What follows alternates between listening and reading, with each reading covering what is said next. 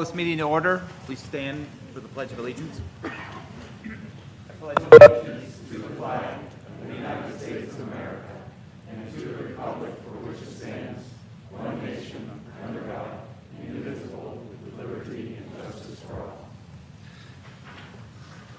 all. Mr. McCausland, will you please take roll? Mrs. Feiss. Here. Mr. Grisbeck. Here. Mrs. Hoppy. Here. Mrs. Janasek. Here. Mr. McGregor. Here. Mr. Modrak. Here. Mr. Scalzo. Here. Mrs. Turner. Here. Mr. Christensen. Here. All 9 members present. Thank you. First item on the agenda, we're going to have a presentation by Mr. Rice of Steele Center. This is on the topic of the renovation of the Steele Center Technical School. Excuse me. So if I remove my mask for the presentation. Okay. Good evening, everyone. Really pleased to be here with you this evening. See some old friends there, Mr. Modrak. My name is Kevin Rice. I'm the Executive Director at Steele Center for Career and Technical Education. And joining me here this evening on behalf of the subject matter we're going to talk about is our Superintendent of Record, Dr. Randy Lutz from the Baldwin-Whitehall School District, and our JOC Board President, Mr. David Skop, who also happens to serve on the IU Board as their President, and he's the PSBA President-elect. So if you want anything to go to the state level, you can get Mr. Skops here after the meeting. What brings us together here this evening and puts us in your presence is to continue a conversation that's actually gone on for some time regarding Steele Center for Career and Technical Education and our need to make some updates to the building and to address some really critical issues. In advance of tonight's meeting, you would have all received a packet in the mail from us that includes a letter that invites you to our website where we host a repository of information regarding this subject matter. There's other high-level information in there, a brochure basically that gives you some bulleted points, a packet that includes financial information relative to your school district, and also some detailed information from our architect. The way we've designed this process to come out to you and to speak about this subject matter is we wanted to create opportunities for the board member that's interested, obviously, but maybe doesn't want to drill into all the weeds on a particular part of it, all the way through a board member that wants to get way down in the weeds on the architectural side of it, the construction side of it, as well as the financial sides, and every board member in between. So depending on what your orientation is, your interest level, we provided that information for you either in the mail out that we did or on the website. What I want to do this evening, though, before we get too much further in this discussion, is I want to, for a few minutes, it's to take about 4 minutes, just reflect on what Steele Center is and what Steele Center does for the Bethel Park School District, as well as the other school districts. What does it take to maintain strong communities? It's a question often on the minds of civic leaders, along with leaders from business, government, and education, as well as members of the community itself. While this is a complex question, and we know there are many viewpoints to consider, everyone can agree that it takes a healthy economy with successful businesses and industries for communities to thrive. To make that possible, all communities need a well-trained and highly skilled workforce. It's the cornerstone of any strong community, and without it, we all face a tough road. Fortunately, for the communities in Allegheny County's South Hills and Upper Mon Valley, a resource has helped meet the critical workforce needs of our local economy since 1964. That resource is Steele Center for Career and Technical Education. Through a collaborative partnership, the 11 school districts of Southern Allegheny County own and operate Steele Center. Together, they provide their high school students with opportunities to begin a lifelong career right here within the local and regional job markets. Students from communities within the Baldwin-Whitehall, Bethel Park, Brentwood Borough, Clairton City, Duquesne City, Elizabeth Forward, South Allegheny, South Park, Steele Valley, West Jefferson Hills, and West Mifflin area school districts can launch into a successful future by attending Steele Center. Operating in Jefferson Hills, Steele Center's convenient location is central to the partner school districts.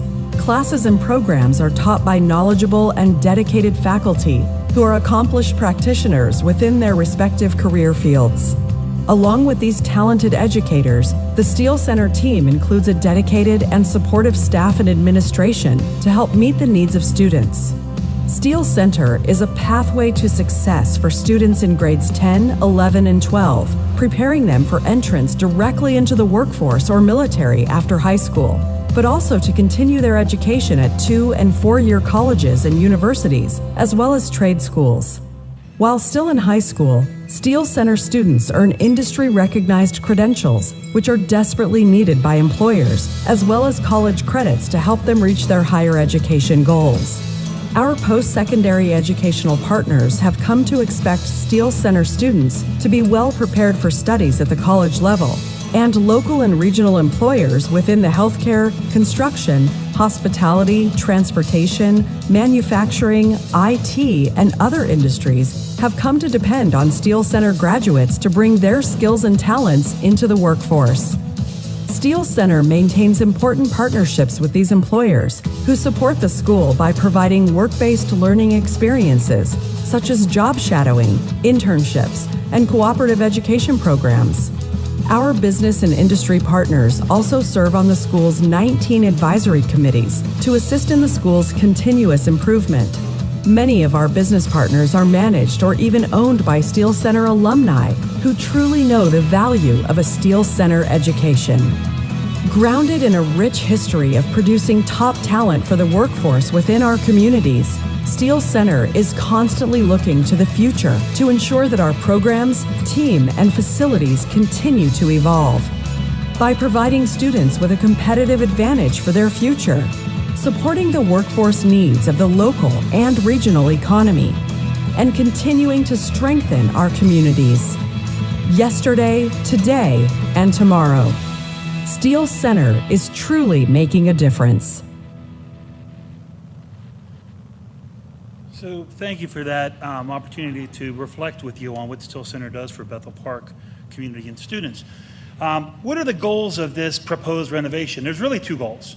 We're looking to improve Steele Center's programs, and we're looking to address critical repair, ADA, and building compliance code issues.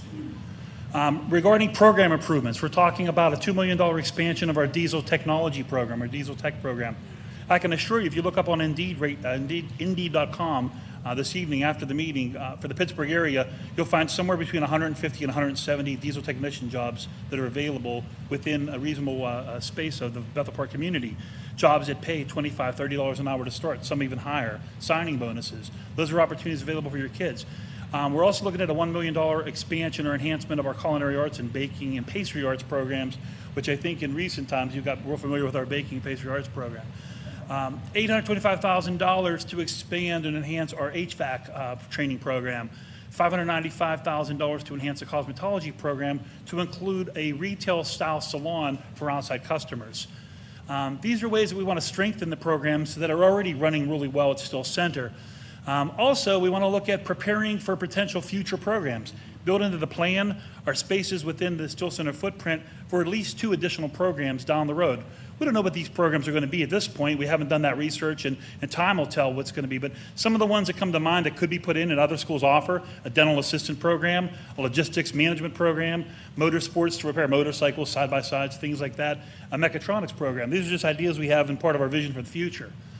What are we talking about in terms of the critical repairs, the ADA and building code issues?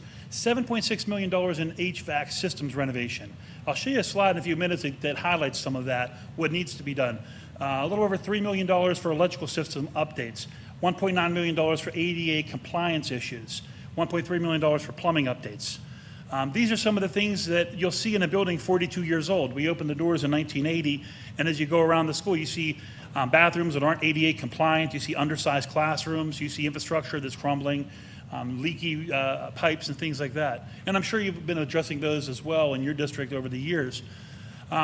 We began the process in 2010 with a facility study and started to address it and over the years make some improvements to the building. It didn't make a lot of sense 10 years ago to approach our districts for a renovation of this size when we were at a critical juncture in the school's history of taking a hard look at the programs. We had programs that were grossly undersubscribed, 10 students, 12 students. And so over the years, we revamped our curriculum, we right-sized our programs, we overhauled a lot of our operation systems. And while that was happening, we couldn't neglect issues that would pop up. So we had a 2016 boiler replacement project that occurred because of emergency. 2019 driveway paving and storm drains. Those are things that we, had to address. Along with that, over the years, we've had to deal with multiple plumbing issues. We had a small fire, or we have a centralized air compressor. The engine of it caught on fire, and fire extinguisher put on them and got hurt. But that had to happen. Multiple HVAC repairs. In some ways, we can't get parts for components because the systems are so old. So basically, we put Band-Aids on them. This is an example of what we call an economy of scale. I'm looking at a large-scale project. Over the years, I mentioned some emergency repairs. On the right, you see valves that are newer. These have been valves that were replaced, that created a problem, had a leak, possibly flooded a part of the building. On the left, you see valves that need replaced. And so while we've had to address that when it comes up, there's an economy of scale of replacing all the bad plumbing at once, all the bad heating and air conditioning at once. The proposed staged construction is just highlighted here, and I'm not going to go into detail. It's in your packet, and I'll be glad to talk about it after I'm done in a few moments. But it includes an overall price tag of a little over $29 million. Luckily for Bethel Park, you, along with the other 10 school districts that own Still Center, decided to have a consortium to offer career and technical education programs to your high school population. This allows for you to share the cost of things like this. Some school districts, very few have decided to do their programs on their own, and they don't have as robust a programming that you have to offer your students or the kind of facilities that you have through Still Center. So just to bring this to some closure, we're looking at, for Bethel Park, what does it mean to you? You are 24.94% owner of Still Center. And so that portion of the cost would have to be ascribed to Bethel Park. That's an estimated $7.3 million in proceeds on a bond if you were to decide to finance it that way.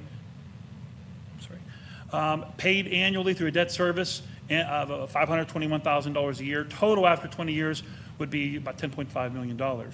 Let me answer some questions that you may be having here when I'm throwing all these numbers at you. Do all 11 member school districts need to approve this in order for it to happen? The answer is yes. According to our articles of agreement and the way the jointure is set up, that's absolutely a requirement. Can districts pay up front instead of financing through a bond? We've been asked that question, and some districts have even put aside some money in their capital reserve, Brentwood Borough specifically. The answer is yes, you can pay up front instead of having to be part of the bond issue. What if other districts miss their payments or are unable to make payments on their debt service? Is that going to cost Bethel Park?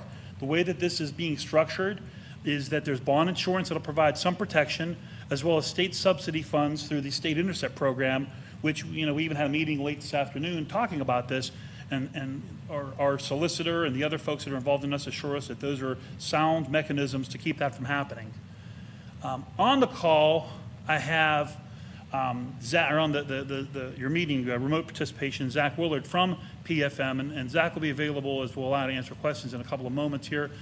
Just in closing, this plan supports students, it invests in your community, it ensures a safe environment for the students, and it provides savings by avoiding those costly, emergency repairs. The resources you have at your disposal, of course, our website, as you're well aware, contains all that information. Myself, I'm here. I'm available at Still Center via text, call, email. I'm easy to get a hold of. Your superintendent, who's been part of the group of superintendents who have had ongoing discussions on this, and Mrs. Hoppy, who's your new board member. And I would be remiss if I didn't mention, a lot of the work and inspiration for this. Your former board member, who was our former board president, Ms. Connie Roll, put a lot of time and energy into Still Center, and I spoke with her earlier today, and she's, good luck, I hope it goes well, and she's really a fan of Still Center and, of course, Bethel Park. So I'd be happy to entertain any questions that you have about this.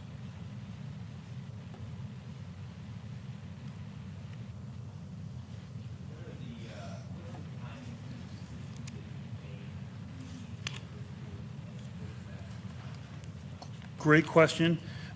In the materials we sent out in advance, this particular document I would direct your attention to, and so you don't have to write notes if you want to refer after this, but over on the right-hand side of that, we are looking for commitment by the beginning of May. Okay. And we're going to have our solicitor is working on, and also we're engaging with bond counsel and some other folks to put together resolutions for our districts to consider. At this point in the game, your superintendent, your business manager, and your former board member and current board member have been apprised of these things. You receive the materials. We're here giving you this tonight. And between now and the beginning of May, we're going to be asking that you commit to this, along with the other school districts. So we're looking for that commitment, and again, we'll be in touch with you really soon about that and exactly what board meeting you would have to take that up at. Okay. And then what's the timeline that you're expecting for all the member districts to have financing arranged? So once we have those firm commitments, we're looking to have bond commitments towards the fall. Early fall, we'd be looking for that, bond resolutions. And, you know, there's a few, we're still working diligently on some of the matters. One of them relates to the ownership of the property. And that was part of the meeting that we had earlier today, was, you know, deciding on, and interestingly, Bethel Park is not owner of the whole property, the parcel of land. As you know, there's a school across the street that Bethel Park's doesn't participate in, the Mon Valley School. And so we have a few things to iron out in that regard, but the bond, we'd be looking for bond commitments in the fall, early fall. Okay. Mr. Ray, based upon that question, it may be misleading. We're not asking school districts to obtain their own financing, but the financing would be done in mass through Oh, through okay. center. And the financing would not count against your own borrowing capacity as well, in regard to your own projects that you're. Okay. Okay, good. Thanks for that clarification. I was expecting we'd have to go out and, you know, pool our, you know, each district pool their own, you know, bond. Mr. Rice made mention about the school authority and the mention of Steel Center is owned. Sir, can I ask you to go to the microphone so the people online can hear you? Sure, thank you. Steel Center is owned by the Joint Operating Committee, but then there's also a school authority that a member of each board would sit on that school authority. That's not the mechanism that we're looking to borrow the money through now. In fact, that was the call that we were on this afternoon, that there is the ability to borrow and finance this project through a state authority, which would not require our local authority to have to reconvene. That group has probably not been active for 20 years. But the borrowing would happen through that process. It would not affect your own borrowing capacities, because we're going through the same thing in Baldwin-Whitehall. And we don't want to affect our borrowing capacity. But the solicitor, which is also Weiss, Burkhardt, Kramer at Steel Center, so there's a lot of unity in these conversations. They're our solicitor as well, so it makes it a lot easier as we're trying to work through these matters. So hopefully that adds a little bit of Sure, it context. does. Yeah, thank you. And also, just to give you more detail, I would direct you to page 5 of the financial handout that we provided, which gives more detailed information on the timelines and also the way that the bond will be structured. So it sort of ties those pieces together for you. Okay. Mr. Scott or Dr. Would you like to add anything else? Any other questions? Anybody? Okay, Well, thank you. Thank you very much.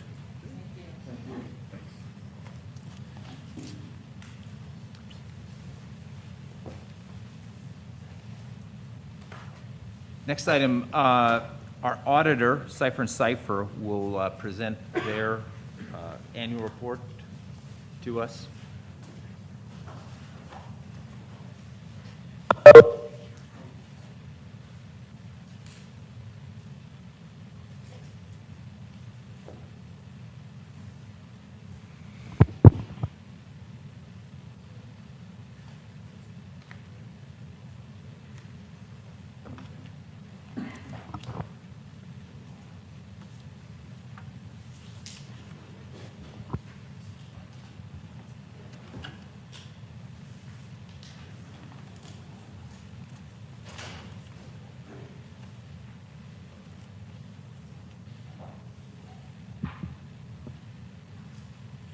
Evening, board members. Thank you for inviting us here tonight. I'm Steve Cipher from Cipher and Cipher. I have with me my partner, Luke Rail. Luke and the staff did most of the work here at Bethel Park School District.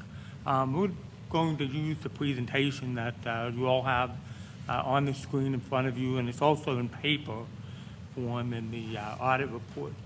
So the reason that we're here is function of the Pennsylvania School Code requires an annual audit of the district's financial statement, and in this case, it's the year ended June 30th, 2021. The important thing for the board to keep in mind is everything in the audit report itself is the responsibility of your superintendent and your business manager. Our responsibility is to the school board, indirectly the public. We work for you. We are to use U.S. government auditing standards to conduct an audit of the financials. The purpose of audits is to get an opinion from us at the end of the day to whether these statements represent where you were June 30th and how you got there. You notice at the bottom of the page there, the opinion is unmodified. That's exactly what you'd expect to see. Now, when we do your audit, we also do a second type of an audit. All political subdivisions in the United States, counties, state, school districts, municipalities, some nonprofits, and some companies which receive more than $750,000 of federal revenue have a single audit. And why this is important is that Congress felt that auditors needed to take an additional look at compliance with laws and regulations at the financial statement level, and then with the federal money that they were passing out to those various political subdivisions. What you'll notice at the bottom is there were no instances of non-compliance with laws and regulations and no significant deficiencies in the district financial reporting system. The two major programs that we tested this year, Special Education Cluster and then the Education Stabilization Fund, which the second of which is the ESSERS money that you've received as a result of the COVID pandemic. When we go to page 4, the fund level statements are the day-to-day operating statements of the district. Last year, the general fund revenues of $90,227,000. We spent somewhat less than that, $89.5 million. The excess of revenues over expenses, $746,000. We transferred money to other funds as we saw fit, principally food service and capital projects, and there were some other financing sources of $328,000, such that the net change in the fund balance, $487, and at the end of the year, the difference between what the general fund has in assets and liabilities that it owes is some $25.2 million. Most of that is assigned for a wide variety capital projects, PESER, healthcare upon retirement, such that the unassigned fund balance is $6,026,000. We will hit that number again in a little bit. Capital Project Fund, $592 of revenue, spent $1,315,000. At the end of the year, $9,709,000 in that fund balance. Arguably, board members, your most important financial decision of the year is when you pass the budget. Your plan, tell everybody this is what we think we're going to do. Last year, we predicted revenues of some $86 million. We actually brought in $90,227,000. Our firm audited some 23 school districts in this state. This was a pattern everywhere. People were extremely conservative when they made their 2021 budget. Good thing, we didn't know what was going to happen. The typical over in tax revenue by a wide margin, and obviously the federal money is much higher than we thought because no one anticipated COVID funding. General fund expenditures were 1.69%, or $1,542,000 under budget. And if you think about this, you spent $90 million and you hit your budget in less than 2%. That's pretty good. The largest variances under transportation, obviously no one came to school. We were educated at home for a large degree.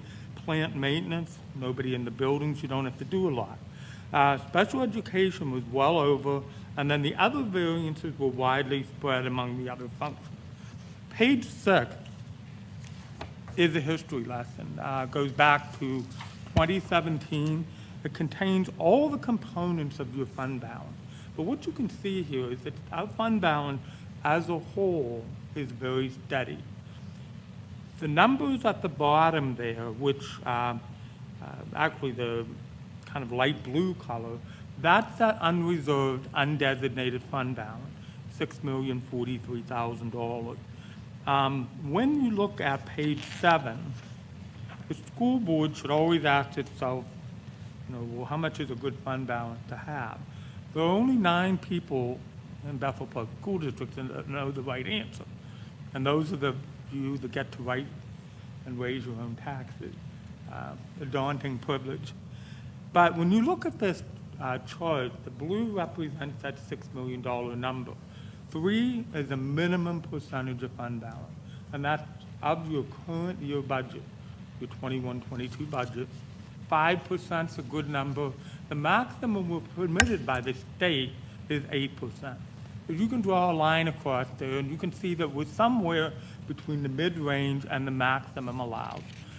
So good spot to be in.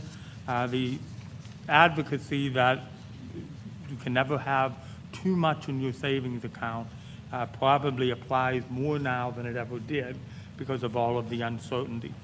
When we go to page 8, the fund level statements, we've just talked about those. We're going to talk in a second about the government-wide, but there's a letter that's discussed a bit on page 9. It's called a management discussion and analysis. This is a letter from your superintendent and business manager. It's addressed to the school board and to the public. It's designed for the non-expert reader of the statement, gives you financial highlights for the year, an overview of the statements, and a discussion of future economic factors. Any publicly traded company has exactly one of these in it, whether it be Microsoft or whatever company you can imagine. This is the similar parallel for a school district. Turning to page 10, government-wide financials, we have 2 of those. Net position is 1. It's a fancy term for a balance sheet, difference between what we have and what we owe. It has been the GASB's long-term opinion and work that all assets that we own need to be on our financial statement. And to that same tune, all liabilities that we owe need to be there as well.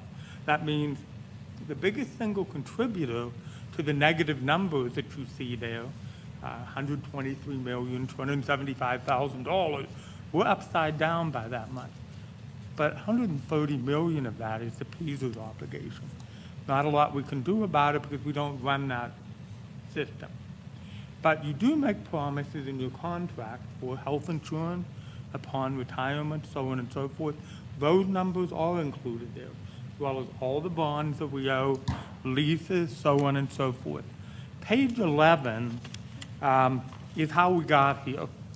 On a full accrual basis of accounting, which is that which most businesses use, that's what this financial statement is. Statement of activities, the P&L.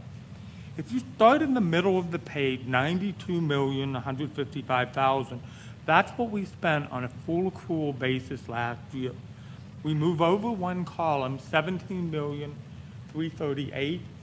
Those represent specific grants, Title I, the National School Lunch Program, the ESSER money, so on and so forth, special education, all of which other governments give us money, tell us here, you run a program on our behalf. The difference there, $74.8 million, that represents the net cost of regular education. We get a very small amount of ESB, which is our share of the state basic education pie, almost $11 million. The difference, $63.8 million, is what the school board had to raise in the form of taxes to support all of the operations of the district. Well, that number isn't necessarily the most important, but when you divide 63.8 by 92.1, you get the 3 percentages at the bottom of the page. Going back 3 years, 70.5% of every dollar came from the taxpayers. Last year it was 69.02. This year crept up a little bit to 69.27. Optimistically, you'd like it to go further down, but that would not be expected here. We run a very big, complicated school district, and I would think that if we could keep it at 69, that would be a good goal. Now, what we're going to do is talk about page 12. Luke Rail is going to talk about the management letter, and Luke, go ahead there. Yeah, just a few items there to go through. The letter he's referring to is this one here. I believe you also got that tonight as well. Fund balance, Steve went over that a bit already. The first page of the management letter details that somewhat. Sitting at around $25 million in total, but the key factor is our unassigned number, which is around $6 million, represents 6.36% of our 21-22 budget, so it's right in the good area of where you want that to be. Cafeteria fund, second page of this gives a 5-year history of where that cafeteria fund is profit and loss history over that period. You can see back in 17, we went from a loss of around $47,000, which was mostly depreciation. This year was our largest loss, was around $160,000. It was a bit of an abnormal year, as we all know. Free lunches, different things. Some districts we saw it increased profitability in the cafeteria, and some of it went the other way. So we've seen both directions. It's been a rather good functioning cafeteria over a period of years, considering the size of our district. But going forward, the general fund may need to supplement some of these losses going forward in form of budgeted transfer yearly. GASB 68 and 75, those are the two pronouncements Steve mentioned regarding the unfunded PSERS liabilities. It's on our financial statements, and our share of health insurance liabilities that we have promises in our contracts and actuary accrued liability on our balance sheet. The GASB 75, which is the health insurance benefits, our liability is around $24 million. And those are promises unique to Bethel Park School District in our contracts. GASB 68, as Stephen mentioned, $137 million. That's our share of the statewide unfunded PSERS liability. They basically take our payroll versus the payroll in total of all districts in the state. That's our share of what the unfunded amount is, $137 million. It goes up and down with payroll and functioning at PSERS.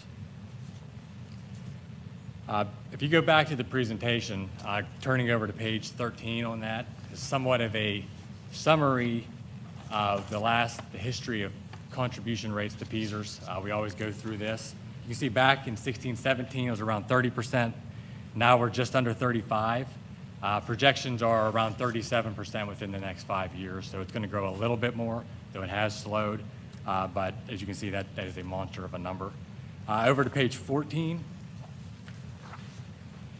Basically, this gets a summary of the funding status of PSERS, both now and the projection in the future, as well as our contribution rates in the past into the future. The blue line at the top, that's our funding, the PSERS funding level, going back to 2006. You can see back then it was just over 80%. But since then, it's taken a deep dive. We're barely 60% now, and even projections in the next few years, it's not going much above that level. The red in the bottom is our employer contribution rate as it has changed over a period. You see back in 06, around 5%, up to 35% as to where we are now. And projections going forward shows that going to about 37 as time passes. One of the reasons we spend some time on this chart is all of us, all school districts receive an index from the state. And they tell you how much you can raise your taxes. And there's no such thing as an index bank. If we decide to take half the index this year, then we can't put it away for next year. It's an all or nothing proposition. And the difficulty is when you pay $1 of payroll and 37 cents of it has to go to a retirement fund, that is absolutely astonishing. Absolutely astonishing. So what we tell our school district clients is be very careful, keep in mind what's coming up, and you have no control over it. That index is a precious thing. So the conclusion, we'd like to thank Dr. Walsh and Mr. McCausland, the superintendent and business manager. It's very difficult to audit in the COVID era. Bethel Park was kind enough to allow us to come in person and do the audit. We have some districts that didn't let us do that. But for that, we're grateful. I think the board should be very pleased with how the district's financial operations go. And lastly, thanks to the board. We appreciate the opportunity to be the auditors. If you have any questions, we're happy to answer those for you. If not, you're always welcome to give us a call. Thank you very much. Thank you. Questions? I do.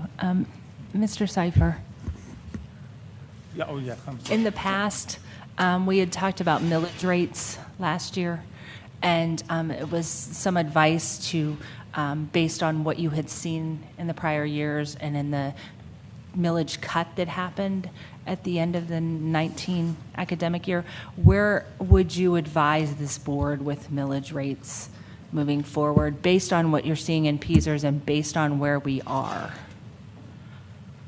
Be looking out as far as you can. Be looking out as far as you can. We don't think that chart is sustainable. I agree. The optimism of it. We're lucky enough that we have a district who has a board member who sits on the PSERS board. So we get, I don't think we get any extra information, but he's gracious enough to offer his opinion privately. And it's we've had 10 great years of the stock market, so to speak, except for the last 6 weeks. And this is all the better we are. So you just don't know what's coming. And so you need to look out as far as you possibly can. We, as auditors, we can't tell you exactly how much to raise it or not raise it. That belongs to the 9 of you.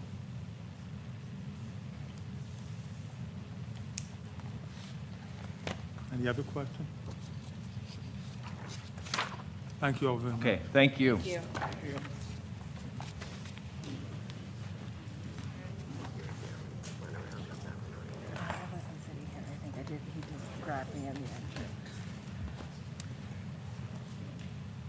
I need a motion to adopt the agenda for business items.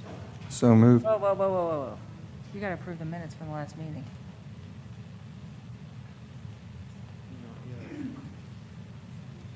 Oh, okay. I'm out of order. Okay, sorry. Sorry. Yeah, I'm just following the numbers that Doug put down for me. I need a motion to adopt the agenda for business items. Second. It was moved by Mr. Scalzo and seconded by Mr. Kreisbeck to adopt the agenda for business items. Voting is open.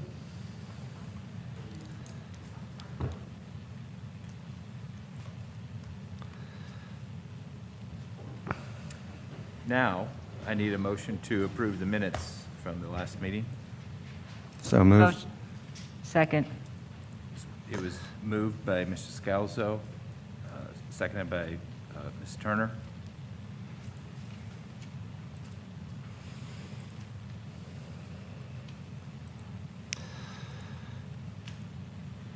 Voting is open.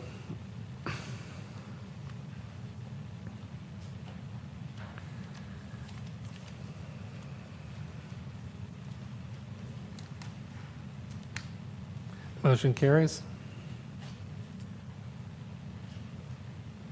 I'll announce the executive sessions on February 15th, 2022 for personal, other legal matters and to receive information, and on February 22nd, 2022 for personal and other legal matters and to receive information. For our reports, do we have a representative from student government here? No? Okay. PTO, PTA report.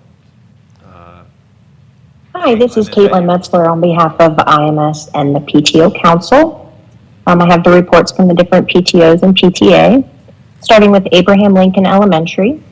Families at Abraham Lincoln Elementary participated in a fundraiser called Coins for Corey. Corey Fisher is a Lincoln alum and current college student undergoing cancer treatments. The students raised $3,550. Funds were delivered to the family February 12th.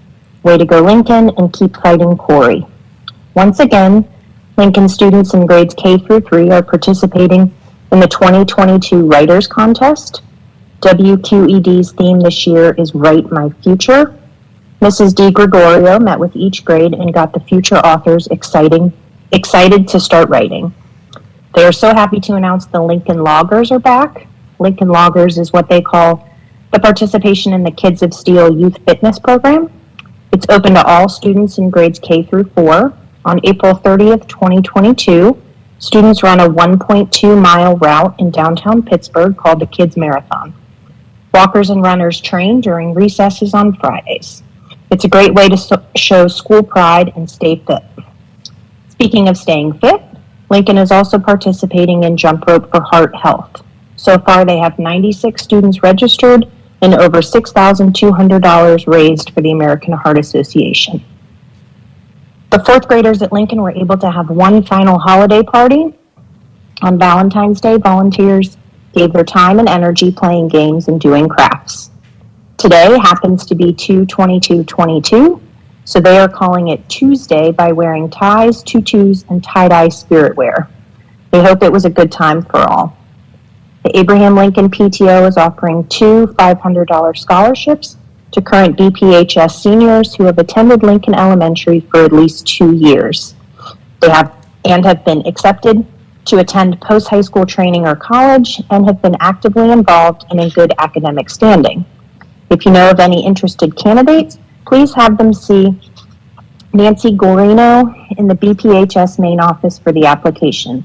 The deadline to apply is Friday, April 1st. Ongoing fundraisers continue to be Sarah's Easter Candy, Box Tops, Amazon Smile, and their year-long spirit wear sale. Next up is Ben Franklin Elementary. They are ending the month with some fun, hiding twos all over the library for 2/22 Tuesday scavenger hunt. They also have a readathon and the exciting return of Book Doors next week.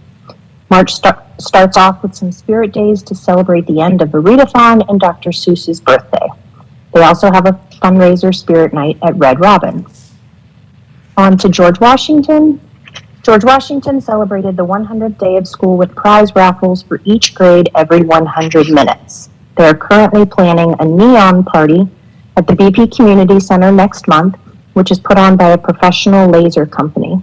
The fourth grade had an indoor swim party at the Upper St. Clair Rec Center earlier this month.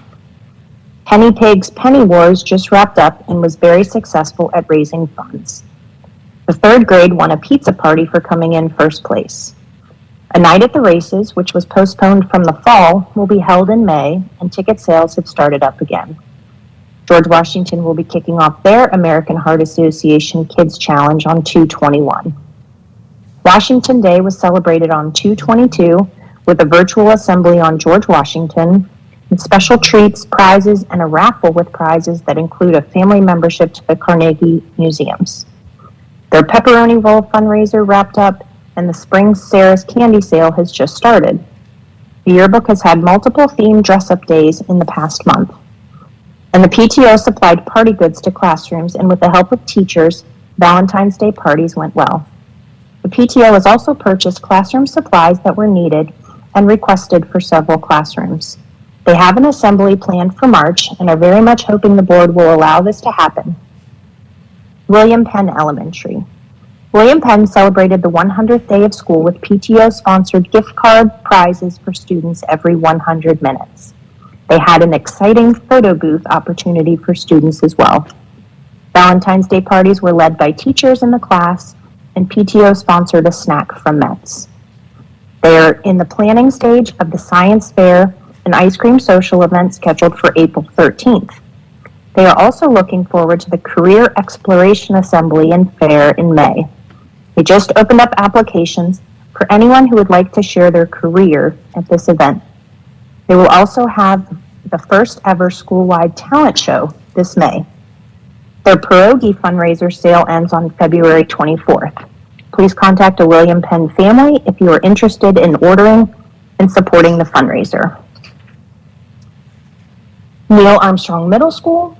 Their school store and Popcorn Fridays continue to be a popular and great ongoing fundraisers. They appreciate the donations from the Bethel Park families to support these efforts.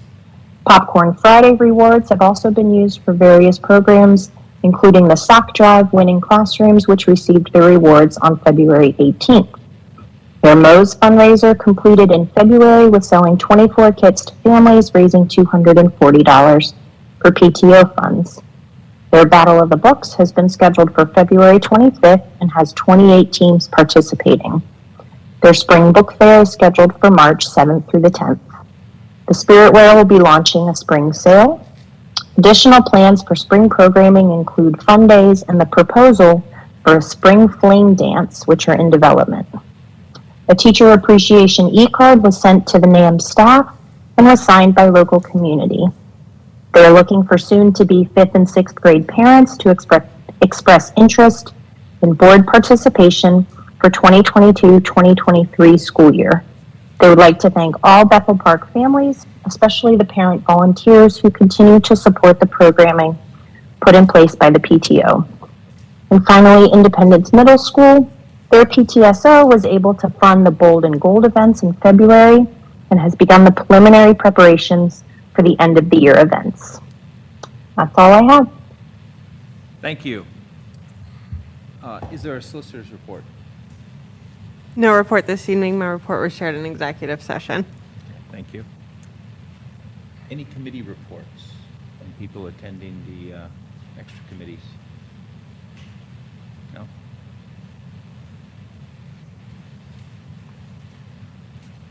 Superintendent's report. Look, thank you. Good evening, everyone. Start with drawing the board's attention to two retirements that will be on the agenda for approval tonight. First would be Mr. Dave Cheeseborough, who began his employment in the bus garage in 1982. In August of 2015, Mr. Cheeseborough changed his assignment to lead mechanic, and over the years he added his CDL license and his bus driver endorsement and has graciously filled in driving a bus when needed. We want to congratulate Mr. Cheeseborough for 40 years of service to the school district when he retires next month. Nancy Clemens.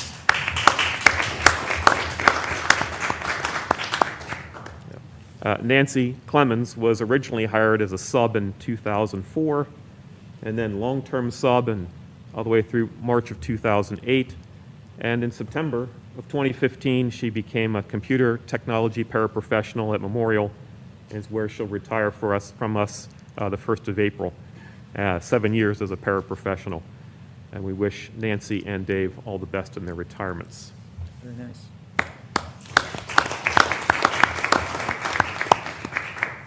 We also have Mr. Cromie with his 5 big things. And following Mr. Cromie, we also have our curriculum coordinators update on the outcomes report. Mr. Cromie? Okay, guys. So this month's 5 big things, it's always a challenge to limit it to 5 because there are always so many more wonderful things happening at Bethel Park. But this month's 5 big things, the first thing that we're going to talk about is Black History Month.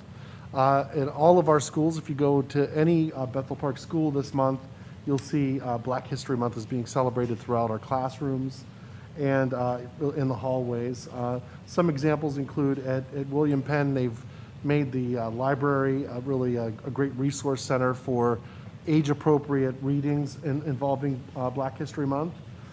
Franklin teacher Jessica Mahoney has sent out resources for her colleagues and some of her families to enjoy, and that's really more interactive, things like that. Our art teachers and our music teachers have also been especially active in showing representation.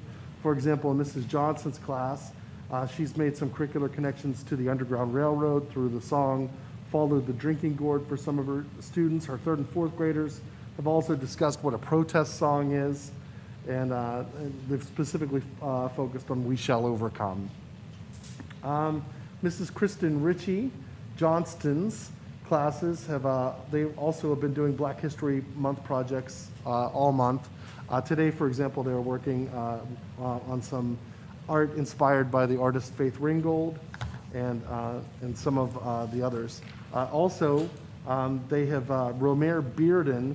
That was another artist that they've been studying, and he's interesting because he's a North Carolina-born artist, but he has connections. He lived in Pittsburgh for a while, and that was really in Mrs. Kelly Eckerd Grafham's classes. IMS Stand is doing a lot of things. Mr. McDowell is doing a lot of things. that are all Black History Month related. So we're very proud of that, and we're very proud of the way our students have taken to that. March 16th through the 19th, the district will present Cinderella.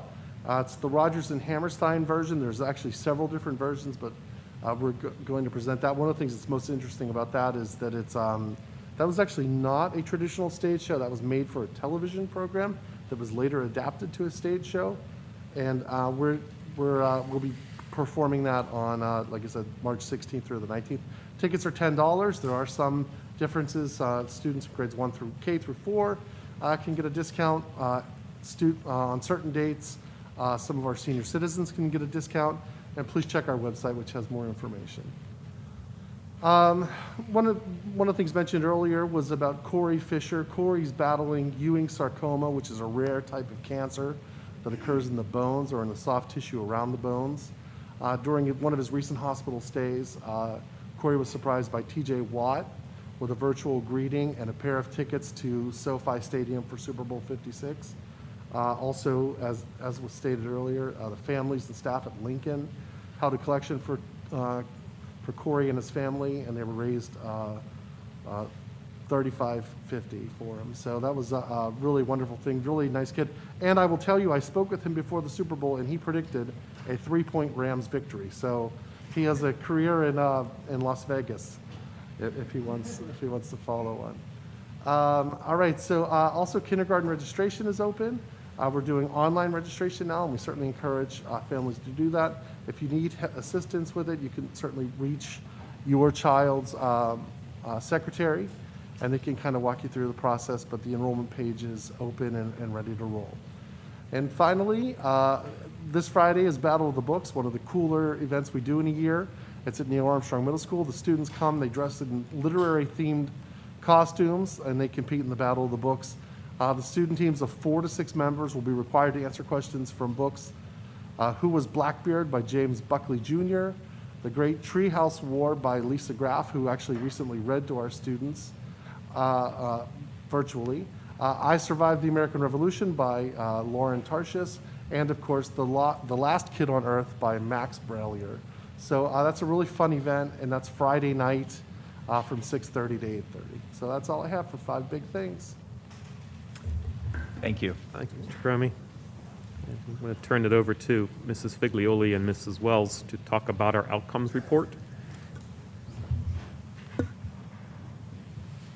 Hello, good evening. Ms. Wells is going to be joining us virtually this evening, and we'd like to take a moment to share some of the outcomes from the 2021 school year. So this is the last school year, and we're going to share some quantitative data, some qualitative data, but I want to say that this does not truly capture the collaborative efforts of all of the students and the staff and the teachers. It's truly a collaborative effort, but I think it's important that we look back on surviving the 2021 school year and see what we can learn from passing through these uncharted waters. You're going to see a variety of data this evening. We'll be looking at some data from the Department of Education. That will include the PSSA tests and the Keystone exams.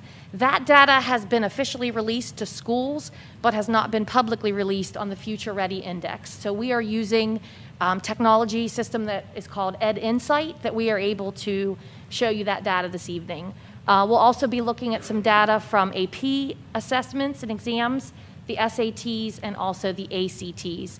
And at the end, I'd like to take a moment to reflect on, yes, there were some things that we lost during the pandemic, but there were certainly a lot of things that were found. The report is definitely going to look a little different than perhaps you have seen in the past. So this is an abbreviated report. Typically, we would want to share comparables from specific neighboring school districts. That information has not been released yet, so we're not able to share that with you this evening. We know that our students last year were spending less days in the in-person classrooms, so we do have reduced in-person instruction. The number of test takers was lower than usual. We did have some families opt out of these assessments last year, whether it be for personal reasons or that they did not want their child in the buildings due to COVID-19. We don't have PVAS projections. PVAS is a metric of data that shows growth on a 3-year average that is unfortunately not available for us to share. And again, as I mentioned, that the Future Ready Index is not yet available for us to preview. We're going to look at the state assessments first, the PSSAs and the Keystones. As a point of interest, typically these exams are given in the spring.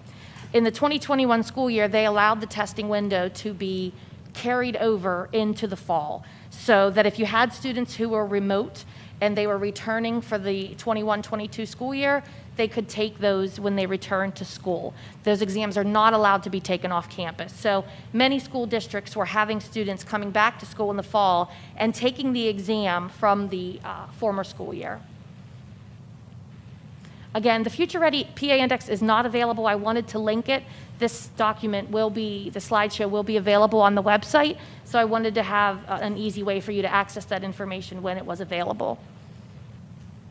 The Future Ready dashboard really provides a lot of information on the school district, not just summative test data. You're able to search by districts, by individual schools, and it provides a more holistic view of what is happening in schools. Industry-based learning and access to the rigorous courses of study. We'll talk a little bit about that this evening. The student academic performance and growth on a variety of indicators, which could include attendance or also us meeting our career benchmarks. We'll first look at the PSSA. So the PSSA is given in grades 3 through 8 for subjects of math and English language arts, and grades 4 and 8 only take the science PSSA. This is the data showing how our students performed on the English language arts assessment. Again, these are the students in grades 3 through 8. So of the 1,400 test takers, we have 52% of students who are proficient, 25% of students who are advanced, 21% who are basic, and 2% who are below basic.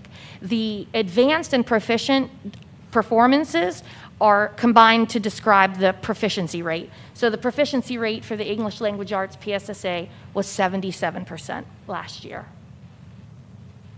This is a historical view at the English Language Arts performance in the Bethel Park School District. You'll notice that things that are color-coded in red are a decline in performance. So as you can see, we are down about 6% in the 2021 school year. The last time the students took an assessment was 2019. So assessments were not administered in the 2020 school year when the initial shutdowns happened in March of 2020. Here is the mathematics performance of students in grades 3 through 8, 1,393 test takers. You have 18% of students who are advanced, 31% of students who are proficient, 29% of students who are basic, and 22% of students who are below basic. So that is showing that 49%, a little under 50% of our students had reached proficiency on the mathematics PSSA. This is a historical performance in mathematics. As you can see, historically, we are underperforming in mathematics, but across the board, we did see a decline in all of the categories of test takers. These are the science scores. Again, only 4th and 8th grade students take the science PSSA. So for science, we had 469 test takers. Advanced, 41% of our students. 38% of our students were proficient. 15% were basic. 6% were below basic. That puts our proficiency rate at about 79%. Here is the historical performance in science. Again, you can see that we did have a decline in most categories,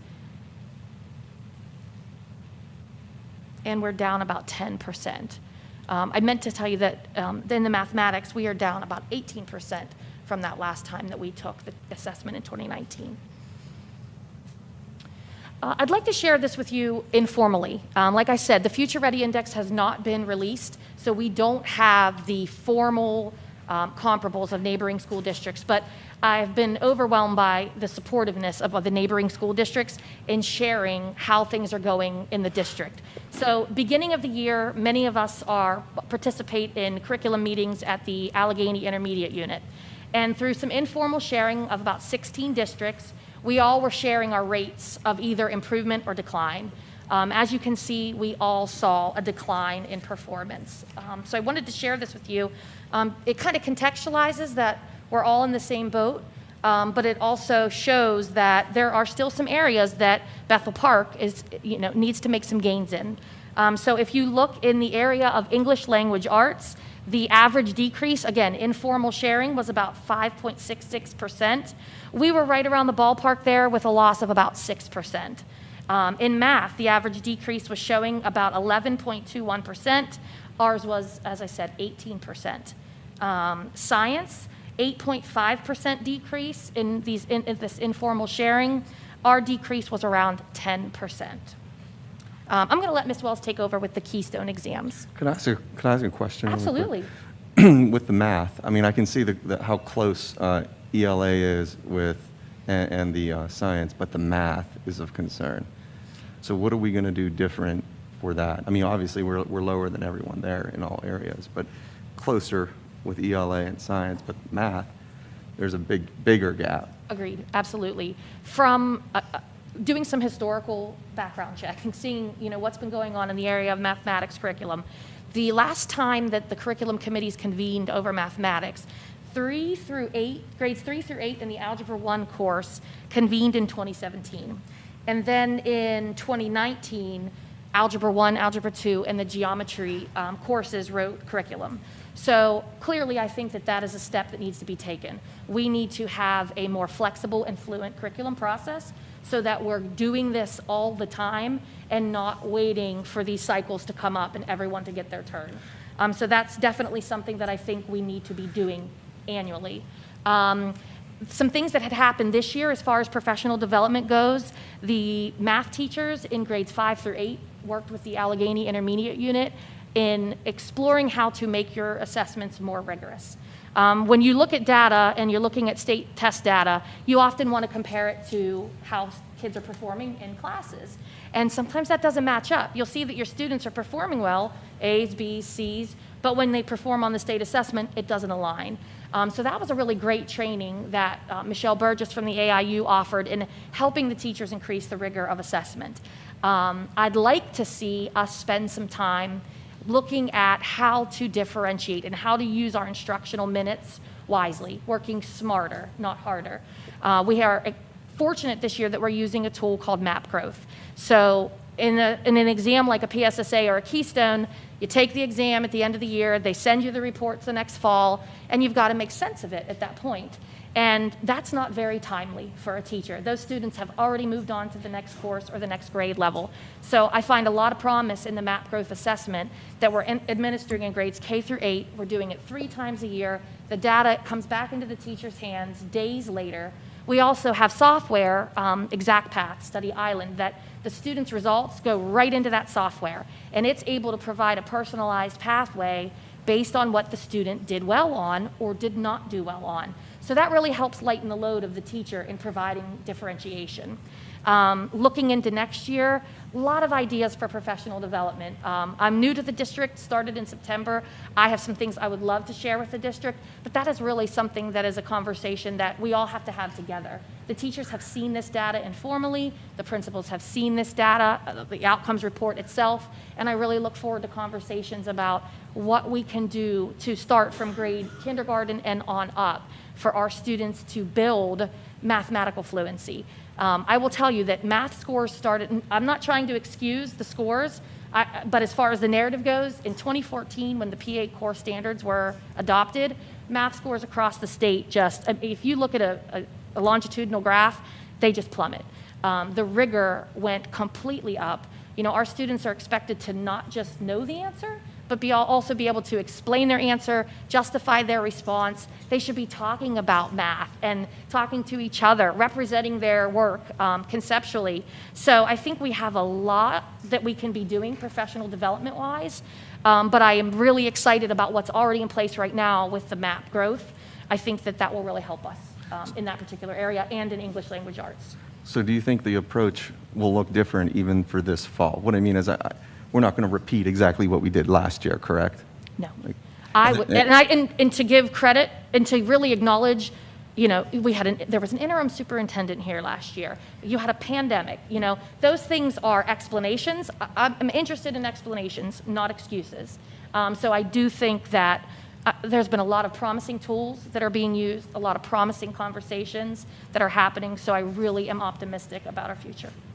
And as a group of math teachers, there are meetings with the whole, I guess? Yes, the whole there group? are facilitator meetings with their departments. And these will continue as the year Yes, progresses? those are happening, but I really feel like I said the curriculum work needs to be more fluid, more flexible moving forward, because we do need to make these adjustments based on how we're seeing our students perform. Ed Insight is a fabulous tool. It'll break it down for us to even see which anchors and eligible content did the students do well in, and that really helps teachers with their pacing and their planning. So then maybe later in the year, we can have a curriculum committee meeting. Absolutely. And then you could give us more insight on what Absolutely. might be changing. We'd be happy to even share the comparables with you too. for the as next we school get that year. information. Absolutely. Thank I you. really look forward to that. You're welcome. Really appreciate Mrs. that. Figueroa. I love the idea that you brought up around having a more dynamic curriculum review, so we're adjusting. I think that's fantastic. This last summer, we ran a large summer school program, probably the largest we've run ever. It was done after this testing. Do you think that that had any positive impact on maybe, you know, we're catching students up? And should we have plans to rerun that kind of a summer program this year? Yes and no. Yes, I Okay. think summer learning is always a great opportunity to keep students away from that summer slide. But as the years go on through the pandemic, we're getting more information about how to address these gaps in learning. And what research is starting to tell us is that it has to be just in time. Meaning, when I go into a math unit and I'm teaching something new, I need to be looking at my students and having a knowledge of the grade level before or the course before, so that I can take a look at my class, see where those gaps are, fill those gaps as I'm moving into that content, because it can be isolated work when you're working in the summer. But we really need to focus on that just-in-time learning and understanding the standards that come before you and also after you. Okay. Mrs. Figueroa, I don't know if you or Mr. Minch can answer this. How many of our students, what is the percentage of students that opted out of the PSSAs this past year? I do not know that today, but I can calculate that for you. Absolutely. That is all documented. Because that's concerning also, because we're not getting everyone. Last year was the only time that, in my 17 years of working in Pennsylvania schools, that they wanted us to put a good faith effort forward. It's very important that we have a 95% participation rate in tests. If we do not, it can really jeopardize our federal funding. So I encourage parents to allow your student to take this assessment. I'm also the district assessment coordinator. If you have any questions about the exams, I'm happy to be transparent with you about them. It's a snapshot. Every piece of data is a snapshot.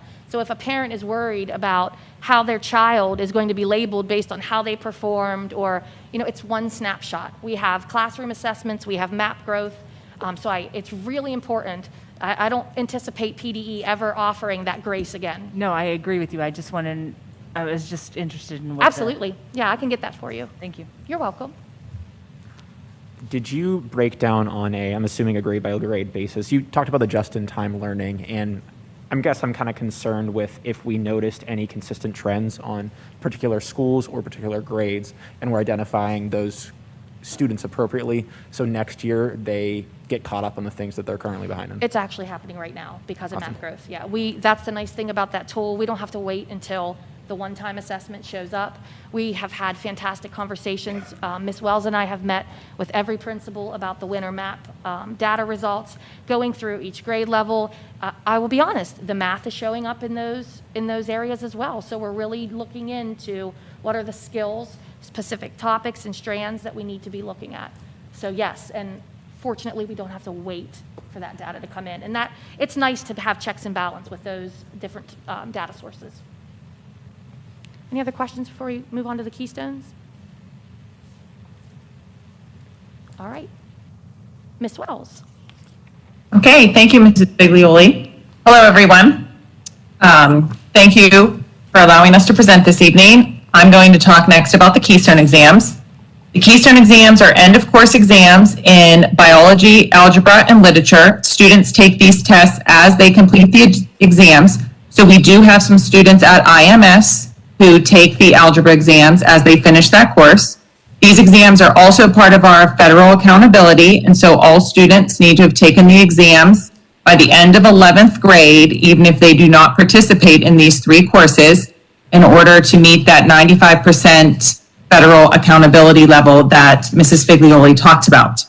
All information from these slides are also taken from our data warehouse at Insight, so we have crunched the numbers for you.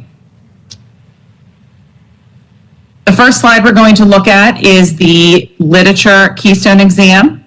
On the Literature Keystone exam, we had 19% of our students advanced, 65% of our students proficient, 14% basic, and 2% below basic.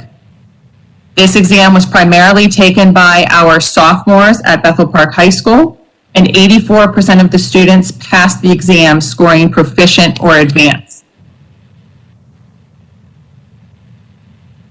This next slide shows us our Algebra Keystone exam scores. The Algebra Keystone exam was taken by students at IMS and the high school. Roughly 2/3 of the students that took the exam this year were at IMS, and 54% of the total test takers scored proficient and advanced.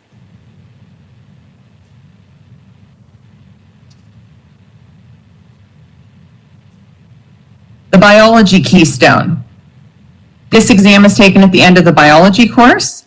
28% of the students that took this exam scored advanced, 39% proficient, 25% basic, and 8% below basic.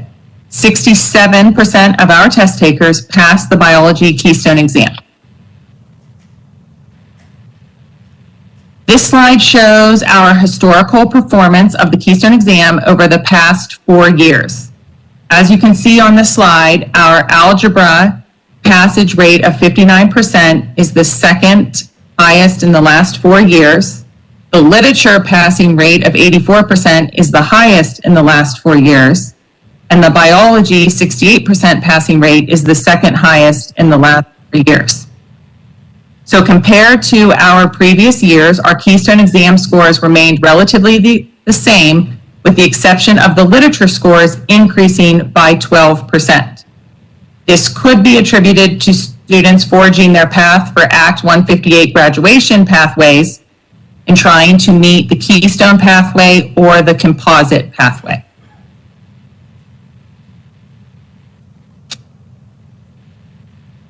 As Mrs. Figlioli explained, we attend meetings where curriculum coordinators get together in the surrounding Allegheny County schools, and some of our peers shared the data that they saw in the Keystone exams.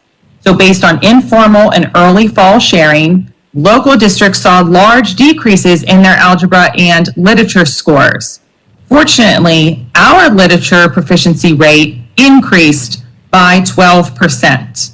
And our biology rate decreased by 4%, and our math by 2%. So we are a little bit better than what our peers saw.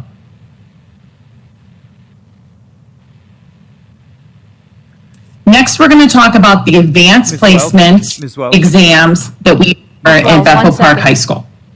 Before we finish up that section, could you just explain what you think the rationale or the reason is that, you know, on the PSSAs we're so low, but yet on this test over the same time period we were, you know, relatively unchanged to better? I mean, what are the drivers behind that, do you think?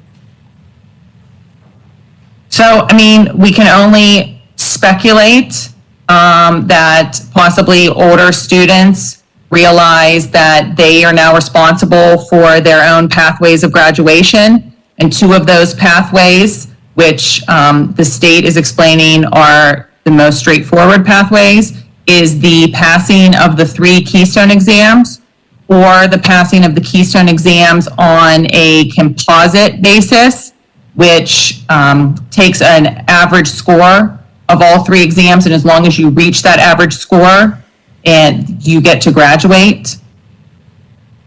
Okay, yeah, that makes sense. I mean, there's more motivation behind the Keystones. I guess my thought on that is it would be applying, equally to other school districts as well, right? So I'd really like us to try to delve into, especially that literature number. I mean, the fact that we're outpacing adjacent school districts by 15% in that change is pretty impressive, I think. And I think it would be remiss not to learn how we managed to do that. I would agree, yes. Okay, thank you. Questions on the Keystone? Okay.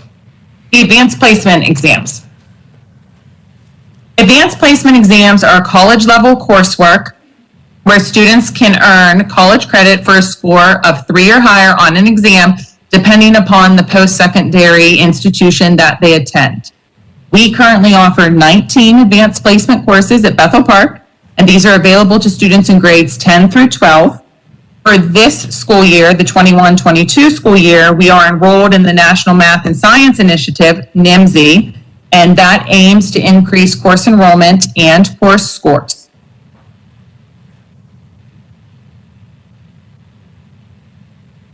This slide is where we try to look at the historical data of our advanced placement performance history. So that first line, that represents the number of seats that students occupy in our 19 courses.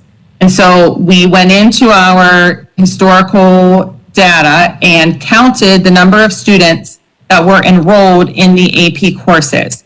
And so this is not necessarily for the 2021 year that there were 810 different students that took AP courses. We could have had a student take 1 course, or a student could have taken 5 courses. And so those numbers represent the number of seats that were taken in the AP courses. Does that make sense? Yes. Okay. Then the next line is the number of AP exams taken. So again, as a whole, those are the number of exams taken. That is not broken down by one student may have taken 3 exams. That's just the number of exams taken by the students. The following row is the number of those exams for which students scored a 3 or better. And then the bottom line is the percent of AP exams scored at a 3 or better. And you can see historically, we are roughly the same, within 6% over the past 5 years of the number of exams that are scored at a 3 or better. And that 3 is normally the cutoff that colleges and universities accept to offer credit. Some colleges and universities require a 4 or a 5, but that 3 is what the AP normally tells students they need to achieve to receive some sort of credit. Could you stop on that just one sec? So you're saying the second row is total number of exams taken, and the third row is the number of exams which were taken that were 3+? Is that correct? Yes, that is correct. Okay, because the math on that is not dividing out properly for percent of total AP exams scored at a 3+. It looks like it's correct for 2021, but maybe where we were pulling the data from might be a little off, because I can tell you that 102 divided by 233 is definitely not 79%. You're absolutely correct. Yes, we will look at that data that was provided to us. Okay, I'm assuming, looking at it, I'm assuming that probably the either the number of exams taken or AP exams scored at a 3+ is off, because the percentage of, AP tests at a 3+ are pretty consistent. But it'd be good to make sure we have the right data on that. Thanks. Absolutely. Are we doing anything to increase our participation rate? Participation rate for the exams? Yes, number of exams taken, getting more students. So I believe that, yes, that is why the district is investing in NIMSI, which is preparing teachers to help the students with the exams. So we are investing into professional development for the teachers for the exams. Part of that program is that they will pay for a portion of the students' exams. So we are offering students that incentive that we will help with the cost of the exams. So I do think we are trying to increase our participation in the exams. I know that is one of our strategic goals. So I think it's going to be important moving forward to talk to the students and talk to the teachers. We can speculate on reasons why those numbers are so low comparative to the seats, the cost of the exams, the idea of wanting to specialize your energy in which exam that you take, the financial burden of a student taking multiple exams, possibly the readiness for the exams given the status of the past 2 years and different methods of instruction. Some colleges maybe not offering or accepting some of those scores. We also offer college and the high school courses, some of which run with the AP, and so students can pay and receive college credits. So yeah, there is a lot of things for us to dig into as we work through that for the strategic goal. And I think the first step would be talking to teachers and students to find out what we can do to help them increase their participation in the exams. Thank you.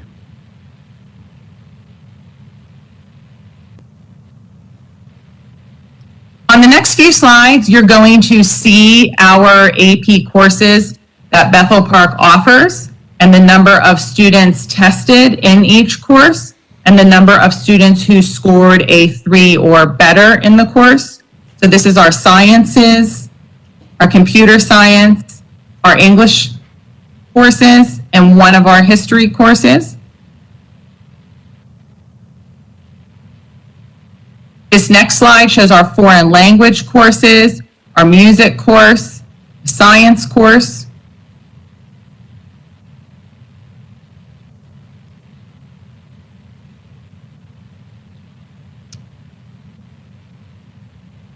This slide shows our social studies courses, some math courses, and then we did have a student take the AP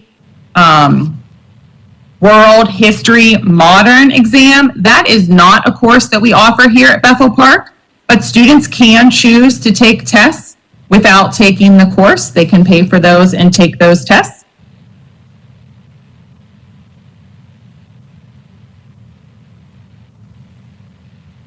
Before we move on to the SAT and ACT, are there any further questions about the AP exams?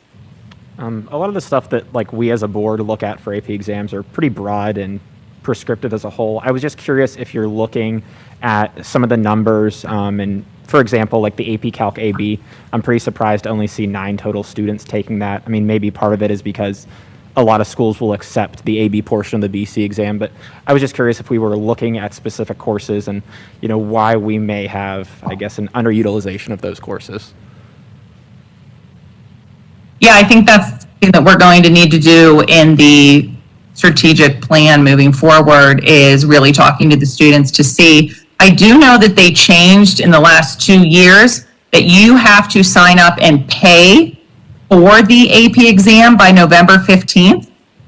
And so I have heard that that is sometimes difficult for students to make the decision if they want to take the AP exam or not, only being 9 weeks into the course.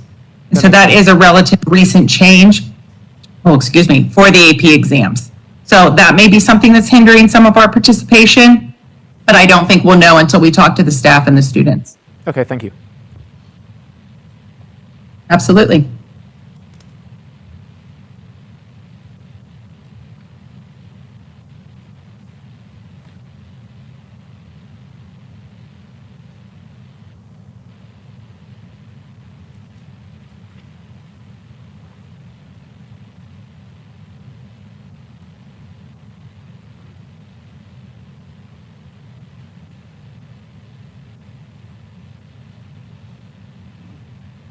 Do we lose? Beth, you're muted. I'm sorry, I don't hear anything. You were muted. We couldn't hear you. Was there a question? No, you can proceed.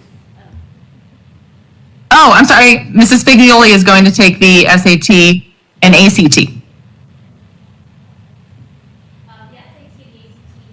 nationally normed tests and nationally recognized. They represent a student's readiness for college-level work, and the data can be used to reflect on our curricular programs. Very useful when looking at the trends over time. This chart shows how our students performed on the SAT. It also shows a comparison of how our students performed with students across the state of Pennsylvania. So it breaks it down into the two main components, which are the evidence-based reading and writing and the mathematics, and then it also shows a breakdown of the subtests. So performing slightly above the state average as we have in the past. Will we be able to compare that to other local school districts and their scores? We have not seen, hold on, let me advance one more.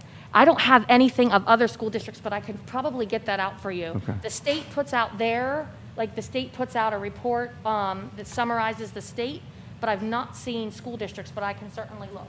Okay, thank you.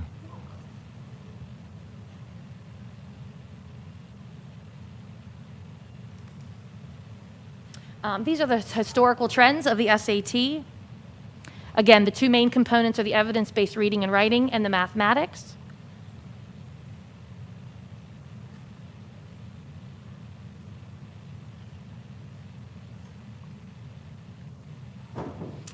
Here's a look at the ACT trends going back to 2018. Number of students tested was again lower last year. And then the mean scores, which are the average in the math, science, English, and reading.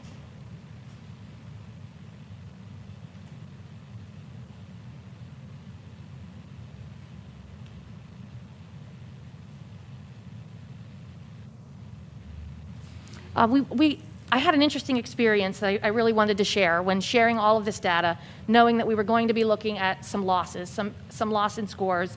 Mr. Slezak and I did an in-service with the high school teachers, and we did something called Rose, Thorn, Bud.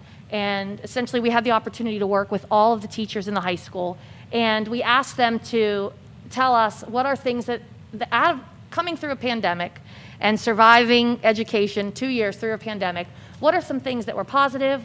What are some things that were negative? What are some things that had potential?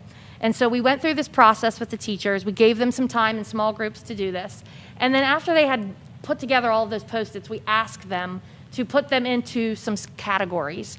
And it was really interesting to watch. I will say that there were some things that were really hard to see. I know that teachers have really faced questioning their identity. Things are different than they always have been, wondering if they're effective when students are on the other side of the screen. But really what really stood out to me and I wanted to share were the things that they had shown as the positives and the clusters that they had put them into. The first thing that they had described as a positive was their pedagogy. Pedagogy is a fancy education word for how you teach. And the teachers commented that they were able to think outside the box, able to use creative freedom, had new ways of reaching their students, that they were questioning their best practices, more self-reflection, reevaluating their priorities, focusing on the essentials, and also increased flexibility in the delivery of instruction. They also talked about relationships, and they talked about how they really had to focus on building relationships. That can be very challenging when you're doing that with a screen between you and your students.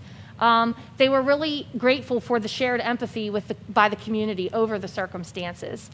Parents were expressing appreciation throughout the experience, and also having to realize that we have to meet students where they are. Now more than ever, they're coming to us with various levels of readiness. The other category that was really gleamed as positive was technology. The teachers have certainly gained confidence and efficiency in using technology. We now have one-to-one devices in grades K through 12. That is certainly an advantage for our students. Better devices for our students, expanded access to tools, flipped learning. Teachers are now using strategies they were using for remote learning in their classrooms while we're in the building. And it also simplifies differentiation when you can utilize technology to meet learners where they are. We've talked a lot about already the next steps. The addition of the MAP growth data will be very helpful in giving us real-time information about our students and not having to wait for that annual information. Keep looking at that analysis of the individual skills on the PSSA, those anchors and eligible content, to find what students need reinforcement on. And there are students who are still high, very high achieving and in need of enrichment. So we need to meet all the students where they are. And it's very nice and comforting to know that the strategic plan is in place. When I look at this data and I reflect on what we've gained and lost, I feel confident in knowing that we have a plan. And that plan includes curriculum alignment and mapping and also improving our intervention programs. I want to leave you with a quote that really, to me, summarized what it was like going through a pandemic as an administrator. I know it was equally as challenging for students, parents, teachers. In crisis, it is acceptable to have more questions than answers. In crisis, there's no room for not invented here. In crisis, we should all be learners. And basing on the great questions that we've received from the board and the warm welcome and the openness of the teachers since I've arrived, I can certainly say that we are in a community where everyone is learning. And I really am optimistic about our future. You're welcome. Thank you. That's the end of my Okay, report. Thank you. that's in? Okay, thank you. Next item on the agenda are public comments on agenda items. So if there's an item currently on the business agenda tonight, you're welcome to make comments on it. Please state your name and please state that you're from or if you're from Bethel Park. Hi, is this mic working? Okay, thanks. My name's Nathan Graff, and I live at 1060 Surrey Woods Road.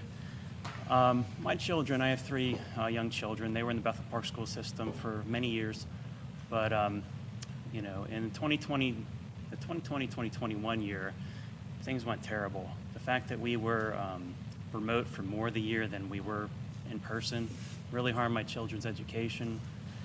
I think we saw, you know, some of the PSSA results. We can tell that it harmed a lot of people's children in terms of their education. Also, the type of culture that I found my children in that year, I thought was terrible. My wife had to quit her part-time job because the school wasn't going in person as much as our family needed. There were other schools in the area that did have in-person education, and West Allegheny had pretty much all year. Penn Trafford, I know they're not Allegheny County, but and that was a very big disappointment to me. So going into this school year, my three children, they were all gifted, you know, in terms of their performance. They were very good students. We loved our school. I can't emphasize it enough. But what happened with how we dealt with this pandemic, that 2020-2021 year, was a disaster for us. So I withdrew them all, and they're doing a cyber charter program, and things are going fairly well. But I am a big proponent of in-person education. I would like to bring my children back. So I come here today to try to talk about the health and safety plan. I think this is an opportunity for the board to improve things for the people in the district.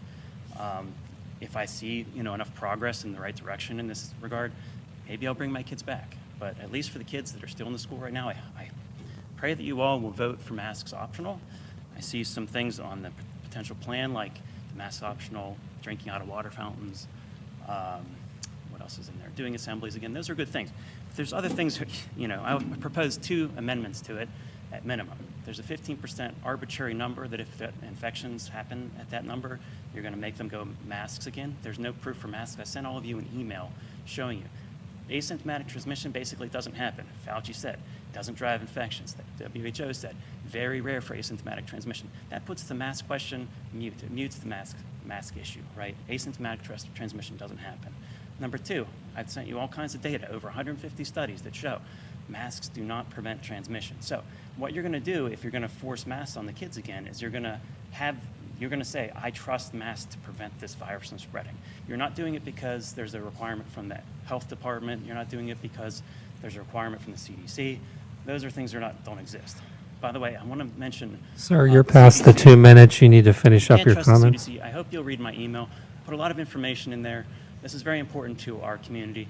Also, please strike the sentence that has to do with trusting anything that Allegheny County Health Department and CDC tell you to do. There's a sentence in there that says, we will do anything they tell us to do. Please just strike that sentence because you can make your own decision at a later time if you want to do something like that.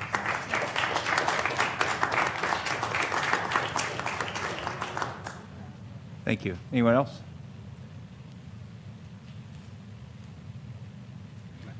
Hi, my name is Ron Workmeister. I live at 4750 Robert Drive, Bethel Park. First, let me say that since I was on the school board a few years back, I know firsthand the challenges of doing what's right will most likely not please everyone, so you have my sympathy. I know how that goes.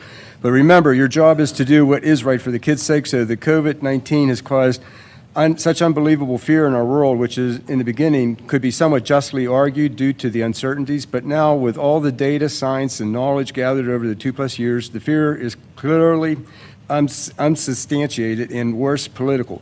The data have gathered over the past several years on this pandemic is voluminous, and I will not have enough time to cover it in even 1% of it here. So I have been approached by several parents to speak on this frustration about the mask. I know you have tried to get this mandate phased out by making some health safety changes, so thanks for going in the right direction, but we really need to make this process be modified in a way where civility and our child's best interests are immediately addressed like many, many other districts in our state, country have been doing. Yesterday, Wall Street and major banks have announced that they have dropped mask mandates. Friday, I heard Dr. Cyril Weck talk about the travesty of school districts requiring masks for our children. Countries around the entire globe, just like yesterday, the UK, are finally coming to their senses as well and have also eliminated all mandates. And remember, some countries like Sweden never had lockdowns, masks, or vax mandates from day one, and they have survived quite nicely. We know that the teachers union out there have unfairly ignored our kids, forcing these evil mask mandates for 2 years, even though the common flu has been killing kids at a greater rate than the COVID-19 has. So please rest assured, the sky's no longer falling, so the time is now, and the science is screaming to eliminate these antisocial, counterproductive learning and glass fogging masks. Make the health safety doc reflect the common sense now. Thank you for your time, and if anybody wants more data, I can give it to them. Thank you.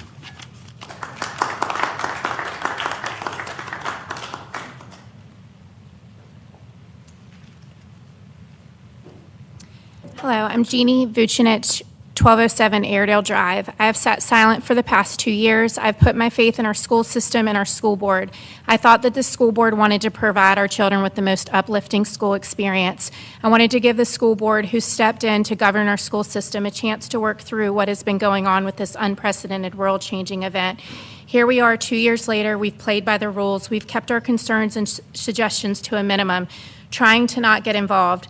The atmosphere has become so polarized and politicized that even bringing it up or mentioning it, how we feel, will leave us ostracized and alienated.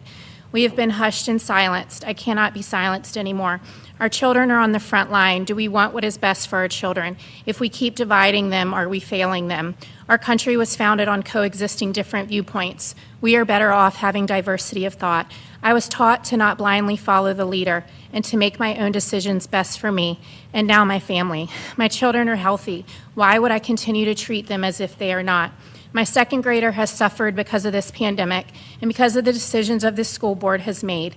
He is still struggling with reading. He starts speech therapy in upcoming weeks. My daughter starts kindergarten in the fall, and the thought that she may have to cover her precious smile and have to breathe in her own carbon dioxide is gut-wrenching to me. Last week at the school board, I watched a school board member lift their mask back over their nose over and over again. How can we expect our young children to mask properly for 6 to 12 hours a day? It's unnatural for us to cover our faces in our divine God-giving bodies. We're designed to smile, laugh, sing, breathe freely. Tonight, as we take in all these different viewpoints, I ask you to ask, if you were a child being put in this position, what would you want the outcome to be? With all that we know now, is it worth it?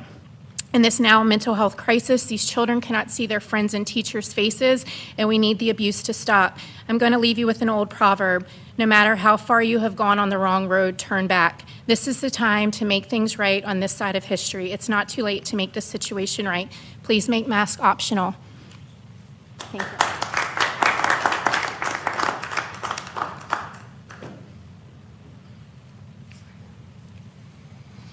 Tracy Sullivan, 2006 Superior Street. I was here last year at the beginning of the school year. You know, we could give all the facts. Masks don't really work. It does not help, like everyone else said, does not help the prevention. We thought we were heard. They were voted voluntary, and then a week later, without parents knowing, you guys well, maybe not you guys, but voted again that it was going to be mandatory.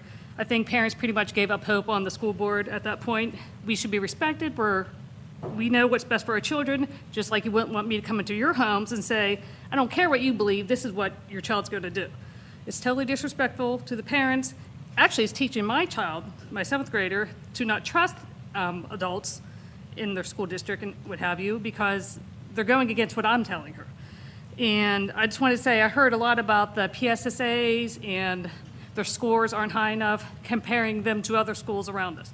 Well, the schools around us have voluntary masks, a lot of schools around us, and have been doing it for months now. And it feels like that's what seems important to the school. Like, I don't know if you get funding for these tests or what have you, but we need to get back to what's best for the children. My daughter is super shy, and having her sit 3 feet away from someone at her lunch table with the mask on, obviously unless she's eating or drinking, it's hindering her. She's not flourishing like she should. I mean, she's in the play Annie, for God's sakes, and they all have masks on. I mean, it just seems insane to me. And I mean, everything else has been said. I mean, it's pretty much up to a lot of you guys are new for the school board. Like everyone else has said, please just, these are our children. We would like to say you guys have, their best interests at heart as well. There's no reason children should be wearing masks. They're less affected by it than adults or, the elderly would have you. The Super Bowl, 70,000 plus fans sitting beside each other, no masks. I mean, did you hear about, there's no spike in COVID that I heard of. And this virus isn't going away. It's a virus. Let's let the kids take the masks off, interact with like children should. Thank you.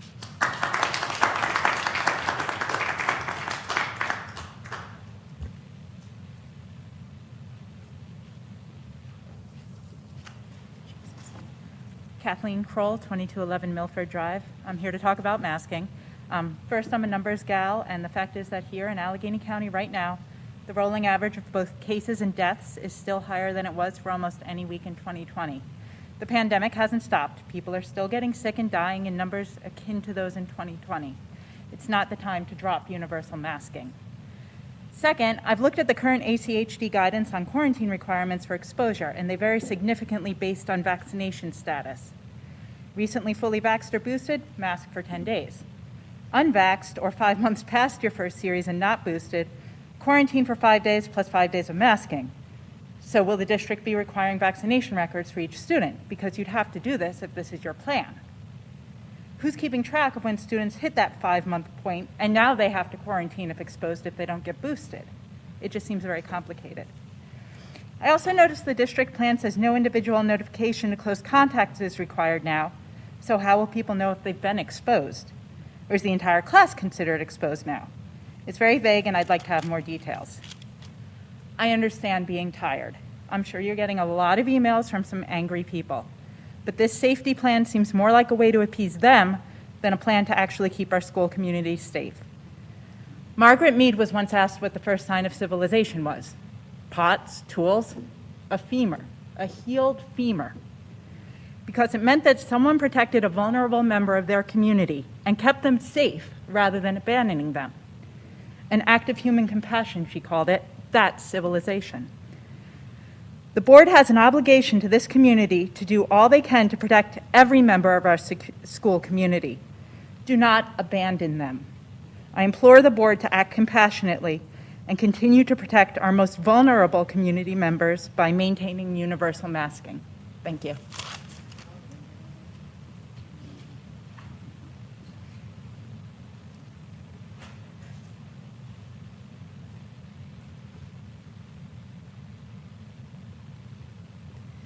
Hello. My name is Beth Opat, and I live at 555 Clifton Road. So I'm here to talk about something different. As you know, I am a founding member of Dogwood. We decided to apply in Bethel Park because I believe in Bethel Park. I have been a resident my entire life. After meeting Dr. Walsh and his staff members in our previously hearing, I truly believed this experience would be fair, unlike many other districts. I was curious about how you would decide, since we covered everything in charter law. But to see that you have fallen suit with many of the other districts in denying is because it appears that you just don't want us to be here is very disheartening and disappointing. I believe that you truly care about every student that walks into one of your schools and that you are open to options. Since those are my beliefs and this is made It is extremely disappointing and frustrating to see that it is this way. Your perceived deficits are outside charter law. You may have a different interpretation, but nothing in current charter law or case law supports your assertions for the application being deficient. I hear the word passionate a lot. It's not just about passion, it's about doing the right thing. This is not a journey I originally saw myself on. But when I found a school that was so different and knew that my child and children needed this education, that I knew I had to bring it here and that other children needed it as well.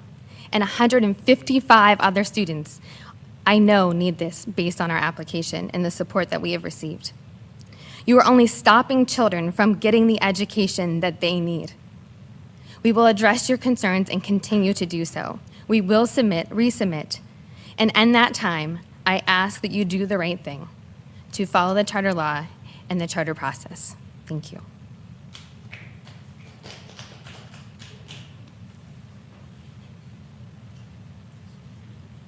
My name's Rebecca Lang. I'm also, I live at 235 Carolina Drive, and I'm also going to speak on Dogwood Charter School. I've been a resident of Bethel Park for 19 years, and I'm proud to be a part of this community. My kids have attended Bethel Park schools, but Dogwood Charter School is another option for kids that sometimes fall through the cracks. And I think everybody must admit that there are kids that fall through the cracks in a big district. Or maybe they just need a different type of education. This is not only for families in Bethel Park, but also for families in surrounding communities that Bethel Park School District can't reach. In fact, many of our pre-enrollments were from families residing within Pittsburgh public borders. Dogwood Charter School is, among other things, an opportunity to bring diversity to Bethel Park. With our attorneys, we reviewed the resolution to deny the charter application to Dogwood. Nothing in the current law, as Beth said, or case law supports this resolution's assertions. Instead, it seems that the alleged deficiencies noted are grounded in the district's disagreements regarding the educational philosophy. That is not a reason to not deny the application, just because you don't agree with the pedagogy. A reason to deny would be failure to meet Pennsylvania academic standards, but none of the deficiencies were accurate in claiming that. So additional information further addressing the perceived deficits, as noted in the resolution, has been provided to you. I hope you all had a chance to look over it before voting on the resolution, and I hope you will consider it for the children's sake. Thank you, ma'am. Thank Your you. time is up.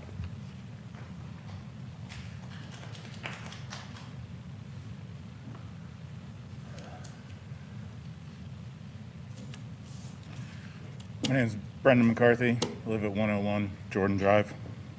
I'm here about the mask plan. While I understand the urge to move to mask optional at this time, I feel the decision to vacate all guidelines is one that would be made out of impatience.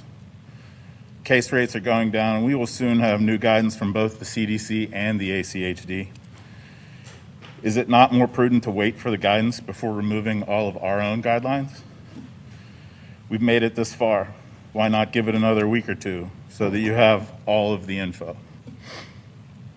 Once you get rid of these guidelines, there's nothing left to fall back on. If this pandemic has taught us anything, it is to expect the unexpected. Who's to say that there isn't another variant around the corner with a greater risk to children? If that is the case, do you really want to have this fight again? Or still have reasonable, science-based guardrails in place to seamlessly shift back to a masked environment, if necessary? If the current guidelines are untenable, then there are a myriad of options that could be put in place to ensure safe and smooth transitions in the future while at the same time reflecting the current state of a declining threat today. I ask you simply to either keep the current guidelines in place or consider one of these options, because just vacating the current policy is nothing more than a short-sighted, emotional decision with no grounding in science. 2.5 months ago, you guys voted 9-0 on a plan that was tied to science and facts. And now we're just going to throw that out the door? Do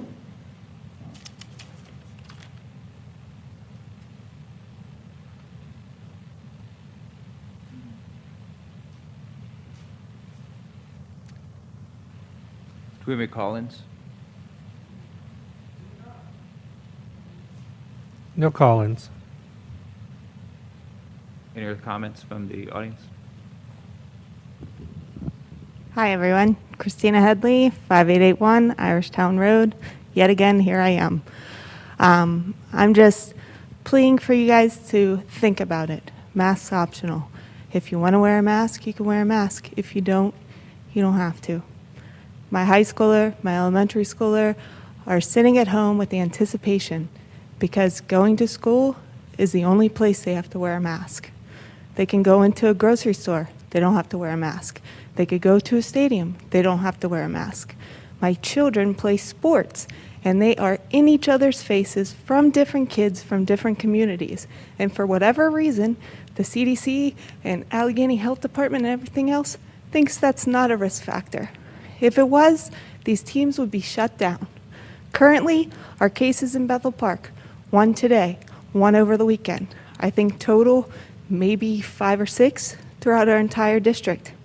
How many people do we have in our district? That's not just students, that's staff too. All the staff for all the buildings. We're not at the point we were 2 months ago. And our children deserve this. They deserve to start to have a normal year. I'm not saying that people who want masks, that is their right, and absolutely they should have that. But there are kids who also have issues wearing a mask, and they should have that too. We're at the point. Children have been able to get vaccinated. So if they want to be vaccinated, they are. And if they don't, they don't. That's their own medical choice. But I'm just asking you to consider that. I can see the district, they have started to put pictures of smiling children on the website, which is so nice, instead of smiley little eyes that you see.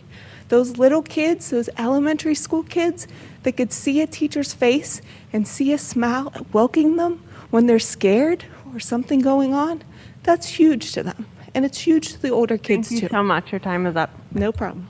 Thank you.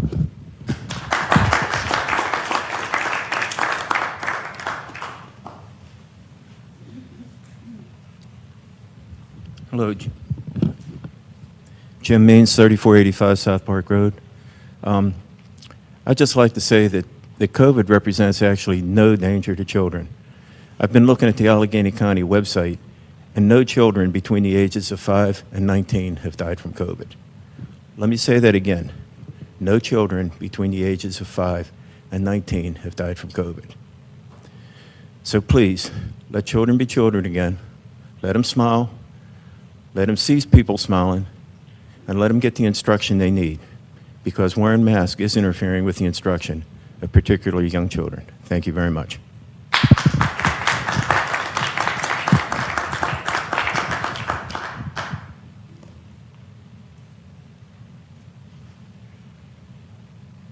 Anyone else? I knew I could get somebody to come up. You've heard this a million times. Thanks again for having us in person, and we appreciate it. Again, I have 2 boys. One's at home, online all year because he had bad headaches, the masks. He couldn't do it. His allergies couldn't do it. And his pediatrician said, oh, we'll increase your medication to wear the mask. We're not going to do that. I just said stay home. He's online, that's fine this year. I don't want that to continue, though. He's getting too comfortable.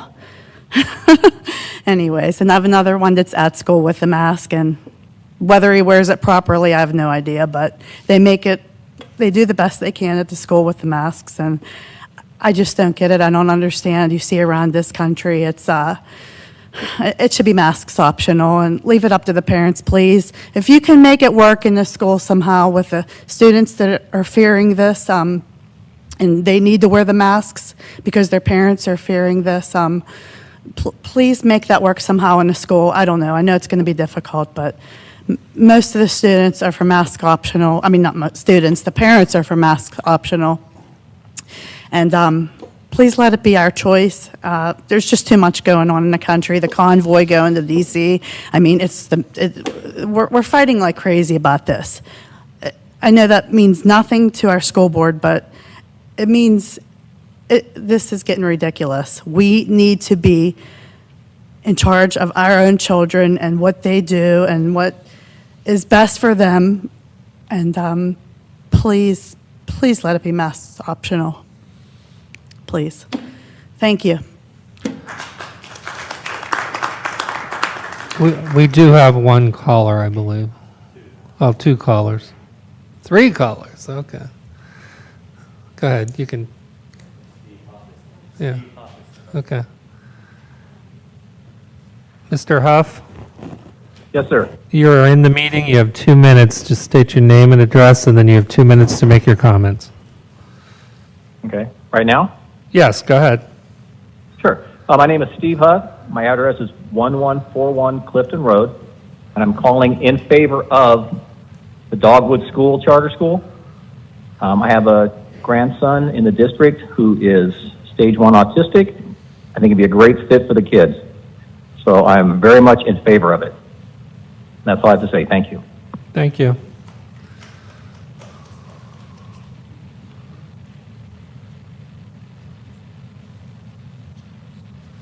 Okay. All right. Ms. Howes? Yes? You are in the meeting. Just state your name and address, and you'll have 2 minutes to make your comments. Hi, my name is Christy. I'm at 2808 Walnut, and I'm calling in support of Dogwood Charter. We're just calling to say that we're really excited to have them in the area and as an option for our children, and that we can't wait and hope you guys vote yes. Okay, thank you. That's all I've got to say. Thank you. Thank you.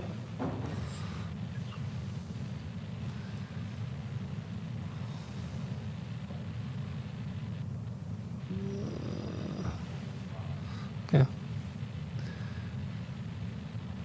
Mr. Brockman? Yes. You are in the meeting. Just state your name and address, and you'll have 2 minutes to make your comments. Thank you. My name is Daniel Broadband. I live at 1130 Boyer Street.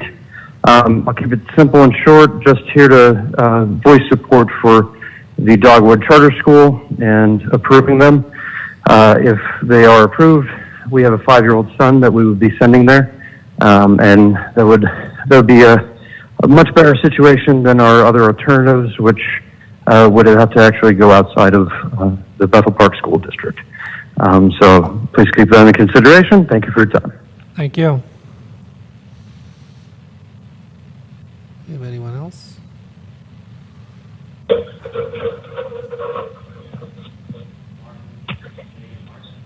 Yeah.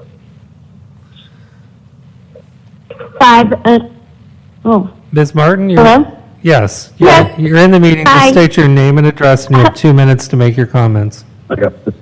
Okay, Megan Martin, 2509 Driftwood Drive, and I'm calling in about the mask mandate. So I can understand the implementation of the mask mandate in the first place, and you guys did a wonderful job with everything. And COVID was new and it was scary and it's unknown. And I understand why at that point in time that some people feared it, and I agree that they had a valid reason for that, given what they were seeing, on the news. However, I don't believe that COVID is a black hole anymore. Our doctors know how better to handle it. We have the option to get vaccinated, and I'm sure that a good amount of residents in Bethel Park have already had COVID, whether they're vaccinated or not. We need to have the option to mask our children or not mask our children. I'll venture to guess that most parents living in Bethel Park who have active children do not mask consistently outside of the school. Those people are also sending their kids to school with masks. And that is where seeing facial expressions and interacting face-to-face is the most important time. And this right here does not make any sense. I'm not sure why, this may be a little off, but I'm not sure why when you're walking in the Bethel Rec Center you have to wear a mask, but yet 30 steps in, when you're in the gym, you can take it off. It just, none of this makes sense to me personally. And you know, what does make sense is that many of our children are frustrated, confused, and angry about being forced to cover their faces all day. And I just wanted to call in and ask for you guys to consider voting to relieve them of this. Thank you. That's all. Thank you.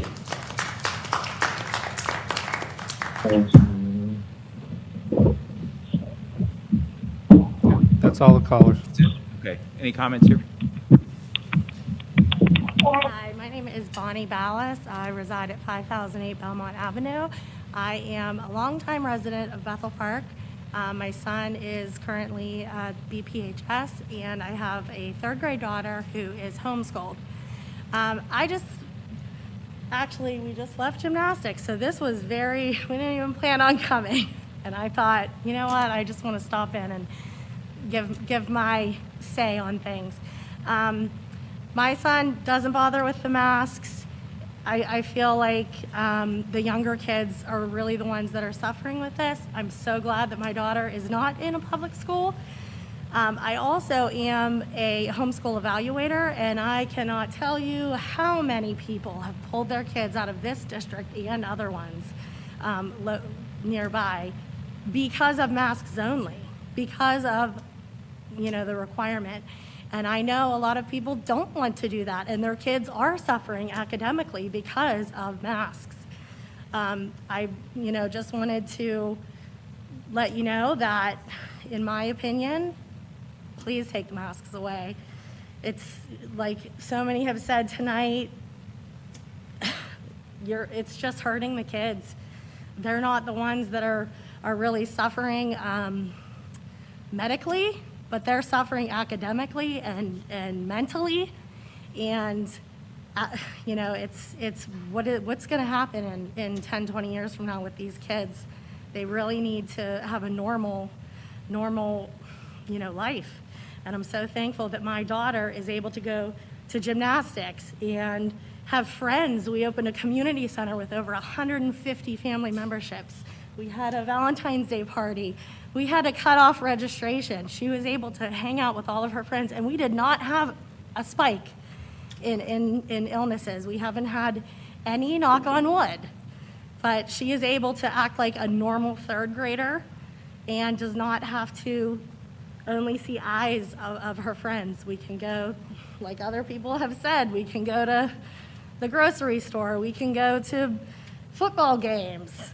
We can all leave this room and take our masks off and act normally.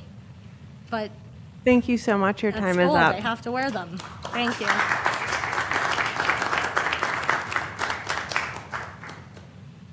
Any other comments? Okay. Okay.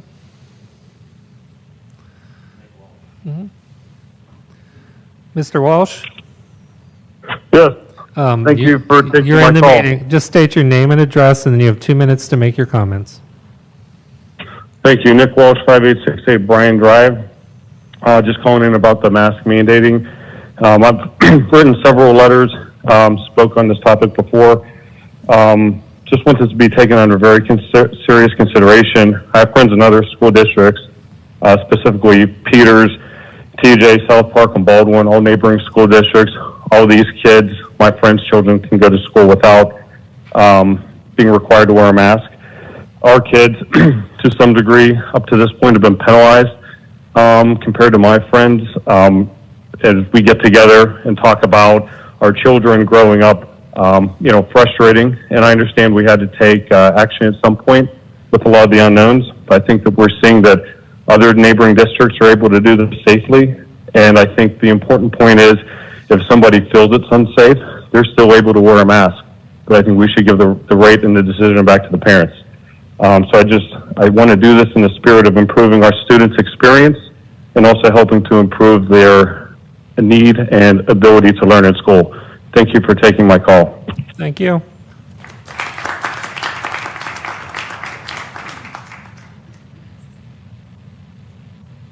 No more calls. Others? Any here? Last call? Okay. Let's move on to the business items. The consent agenda that was assembled in the last meeting. Who can take that? I'll move it. You take it? Okay. Yeah. I move that we approve the consent agenda, all 27 items. Second?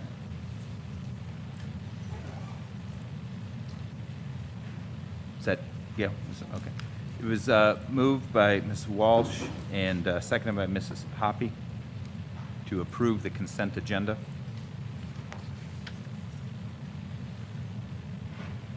Is it Barry?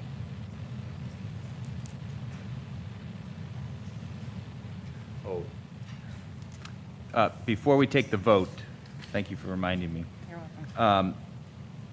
We would like to have our solicitor make a couple comments on one of the items on this agenda. On agenda item 3 relating to the Dogwood Charter School application, I do want to note for the record of the meeting that the district, including the board, did receive communication from Dogwood Charter today at approximately 1:30 p.m. with supplemental information. That information has been reviewed by the district and the board. Thank you. Okay. Now, Mr. McCausland, when you're ready, we can vote on the consent agenda item. Voting is open.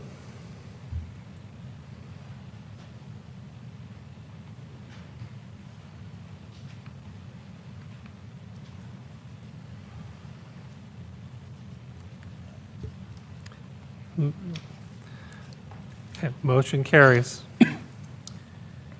Mr. Scalzo, can you take the curriculum committee and these two items we should probably vote on separately? Okay. Under Curriculum Committee, item 1, 2022-2023 school calendar. I move item 1. Second. Motion was made by Mr. Scalzo, seconded by Mrs. Walsh-Turner. The reason I asked these to have separate is because this is a new calendar from the last time, so I imagine people may have some questions about this, so now it's time we can discuss any questions. I would like to thank Dr. Walsh and the administration for taking into account what SiteLogic had said to us concerning construction over the summer, and the new proposed start date for the 22-23 school year is August 25th. Any other questions, comments on the calendar? Okay, Mr. McCausland? Voting is open.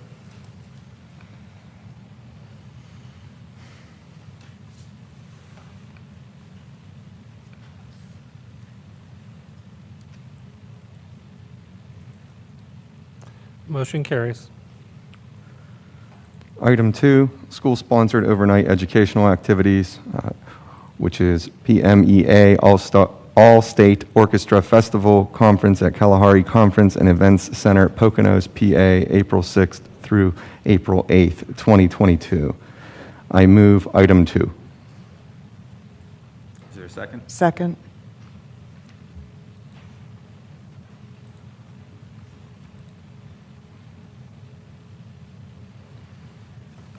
So item number 2 was moved by Mr. Scalzo and seconded by Mrs. Janasek. Can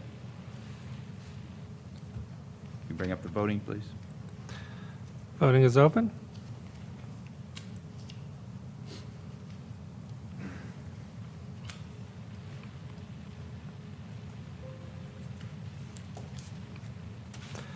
Motion carries.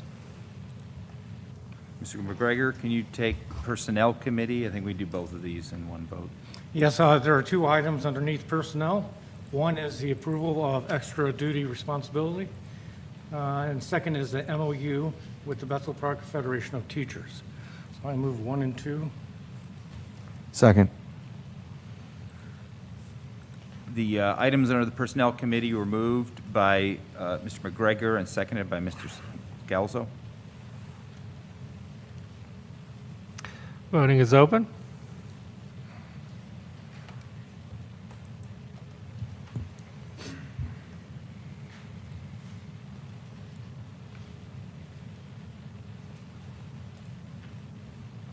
Motion carries.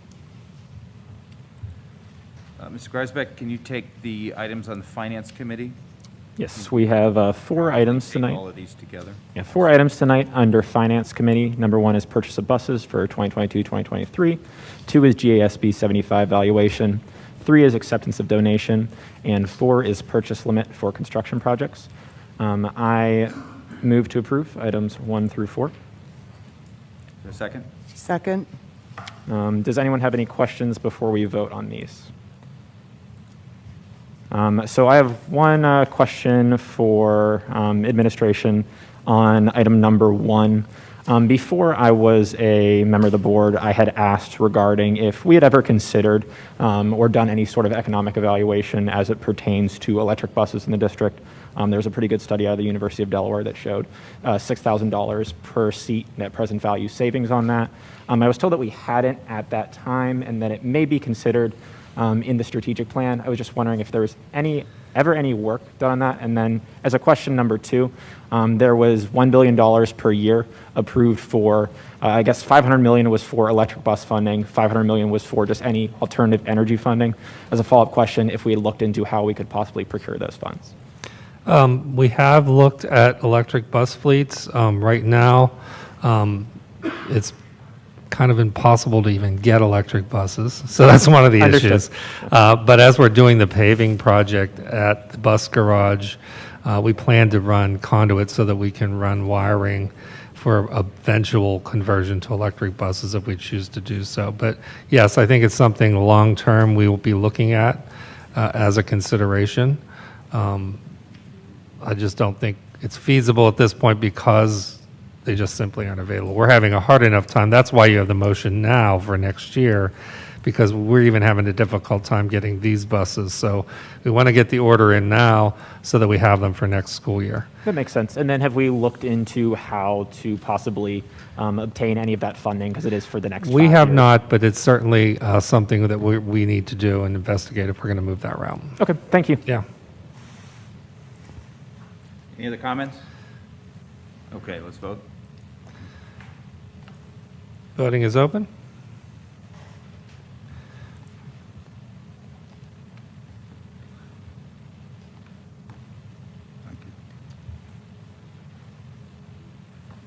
Motion carries. Policy Committee, Ms. Turner.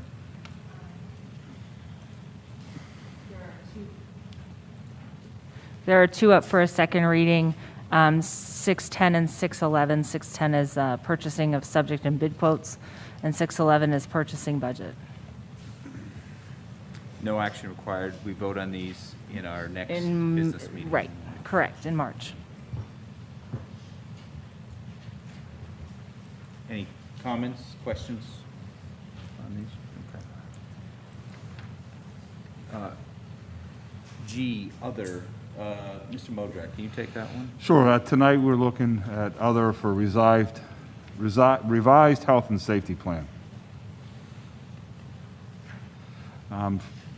Making the motion to forward the revised health and safety plan as presented to us by the central administration here recently. Is there a second? Second. Good for discussion now? Any discussion? Okay, so I presented everyone, or gave everyone, a couple of papers. One would be a graph comparing weekly cases per 100,000 per school district of a number of optional school districts, as well as Bethel Park. And then the other sheet being just a breakdown of those numbers.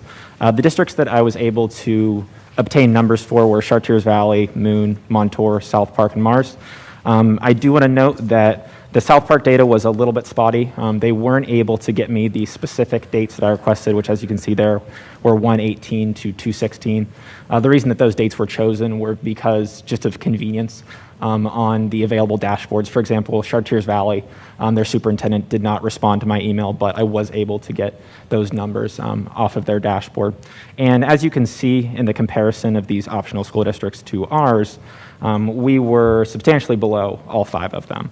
On average, if you go down to the data analysis at the bottom, we were 43.17% higher. If you just compare us to, or we were all other districts that were optional were 43.17% higher in terms of cases over that period than we were, those 3 districts being Chartiers Valley, Moon, and Montour. And then I didn't include Mars in my initial analysis because they aren't in Allegheny County. But then in a subsequent analysis, I looked at both Mars and South Park in case anyone was curious as to what that data looked like. And it was 40.68%. I also performed a very basic hypothesis test on that just to make sure that the data was statistically significant. I don't know what all of your background in statistics was or is, but the p-value on that was 0.001. Generally in statistics, if a p-value is below 0.05, that's deemed statistically significant. Basically what that's saying is there's a 0.1% chance that data is up to just random chance. So I just kind of wanted to give everyone an idea of what optional districts were looking at like. They definitely, as Dr. J told us previously, there are not optional districts shutting down, but as you can see, there was a substantial rise in cases over that period, compared to us at least. Any other comments? I have a comment. I just want to look at it from a different perspective. I mean, we're sitting here in a room right now where we're requiring masks, and regardless of your beliefs, we're requiring them, and people still are not wearing them. And I think that's the same thing that's happening in school, because if adults can't follow a rule, why would their kids have to follow the rule? So in my opinion, we're losing instructional time by teachers constantly telling kids who refuse to wear the masks or won't wear them to pull them up.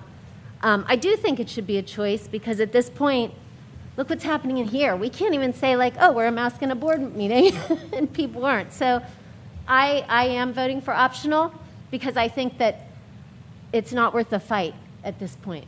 That's all I want to say. This is not the time for public comments. So this is not the time for public comments.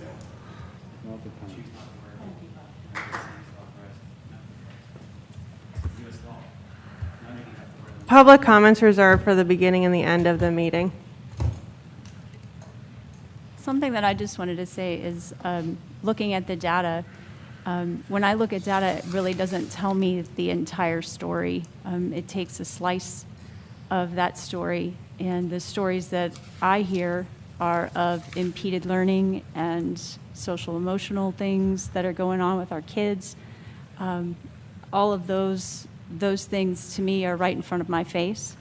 I don't need a study or a data point to see that, and so for me, that not just that, but looking at the data in our schools, the cases over the last few weeks, we're all seeing them plummet. They're plummeting. We had one case, I believe, over the weekend, which means there are right around like 3,800 people who don't have COVID, who don't have COVID, and it's not spreading like it was. And we have all the therapeutics, and we have all of the things that doctors have the tools now to treat the virus. And it's scary, and I get it. But I think it's time for education to move forward with a choice and to give the choice back to the parents. That's why I'm voting optional.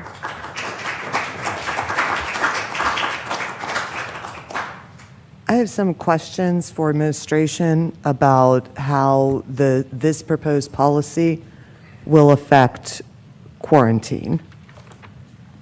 As of now, it appears that as of now, if both the positive case and any contact, which there are few, in a classroom, if everyone is masked, so it sounds like it's typically lunch or an outside or after school activity where there would be a contact. But if there is a contact in a classroom now and both cases are masked, the contact doesn't have to quarantine. Is that correct? Because they're masked? Well, couple things. One, currently, the exemption for students only wearing masks can be 3 feet. So without masks, it becomes 6 feet. So if a student becomes ill, is positive, then anybody within that 6 foot or closer, I should say, closer than 6 foot for 15 minutes would be required to quarantine. Now, also vaccination status also comes to play. So if I'm vaccinated within the last 6 months, 2 months for J&J, but 6 months overall for Moderna and Pfizer, then and if I don't have any symptoms, I have to just wear a mask and I can come to school. So symptoms would be one point, your vaccination status would be the other, the distance between the sick person and the contact person would be changed by removing a mask, making it optional. Right. That's what I'm looking at the chart on our website. So currently, if you're a student and you are not vaccinated and you are wearing a mask and the positive case is a mask and you are between 3 and 6 feet because you are both masked and you don't have symptoms, then you quarantine for, let's see, what's the distance between you positive case, between 3 and 6 feet, quarantine for 5 days, mask for another 5, and seek testing. So, but it says if you don't have symptoms, do you have symptoms? Yes, no, you are excluded from quarantine and testing. Mm-hmm. So, close contact, once close contact is identified, whether it's 6 feet or 3 feet respectively. Right. If you don't have symptoms and you are not vaccinated, you still have to quarantine for 5 days. So if you are vaccinated within the last 6 months and you have no symptoms, you're to wear a mask for 5 days, really, and then after that, it's a total of 10, really. Right. So to be clear, if right now, say we have thought exercise. We have a student, and everyone's masked currently. So a student has, let's say, 6 kids around them. They're all in the 3 to 6 foot range. That's probably a reasonable situation for a classroom. Sure. And then we remove the mask. Say every kid around them is masked, but they are no longer masked. And say those kids are all unvaccinated. If that student has COVID and they are unmasked, now with the new plan, with unmasking, all of those 6 students around them would have to quarantine for 5 days because they're unvaccinated and they were exposed by a student that does not have a mask on. And then after those 5 days, they would have to wear a mask for the 5 subsequent days. Is that correct? Yes. Either party without a mask would cause the quarantine. And I just want to say that I am in favor of getting to a mask optional status, and I think we very much are getting there. I'm just personally in favor of a plan that is tied to some sort of metrics, because I think a lot of this, like has been said, is a lot of it's tied to emotion, and a lot of it's tied to how we're feeling at the current time, maybe how many emails we're getting or what we're hearing from our friends. And I think even if we would, I would be amenable to altering the current plan that would have a different metric, perhaps, if the board believes that the current metrics aren't suitable. If they believe that, maybe it should be only in high transmission. I think that there could be a conversation there where we're not throwing, everything by the wayside. We're getting maybe a little bit quicker to a mask optional, but in the event that we have a severe spike again, we have that kind of backstop in place. And also I want to note that if you look at the MARS data here, they had 392 recommended quarantines over a 1-month period. This was not a period of substantial spreads. This wasn't as soon as kids came back. This was a few weeks later. So right now I think we're in a pretty good spot. Like you said, we only have a couple cases right now. So there's not going to be a ton of kids quarantining.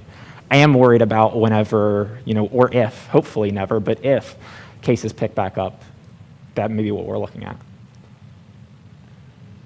I agree. I think that we need a metric so that we are making decisions based on how many people are ill and not have to call a meeting and do the whole thing.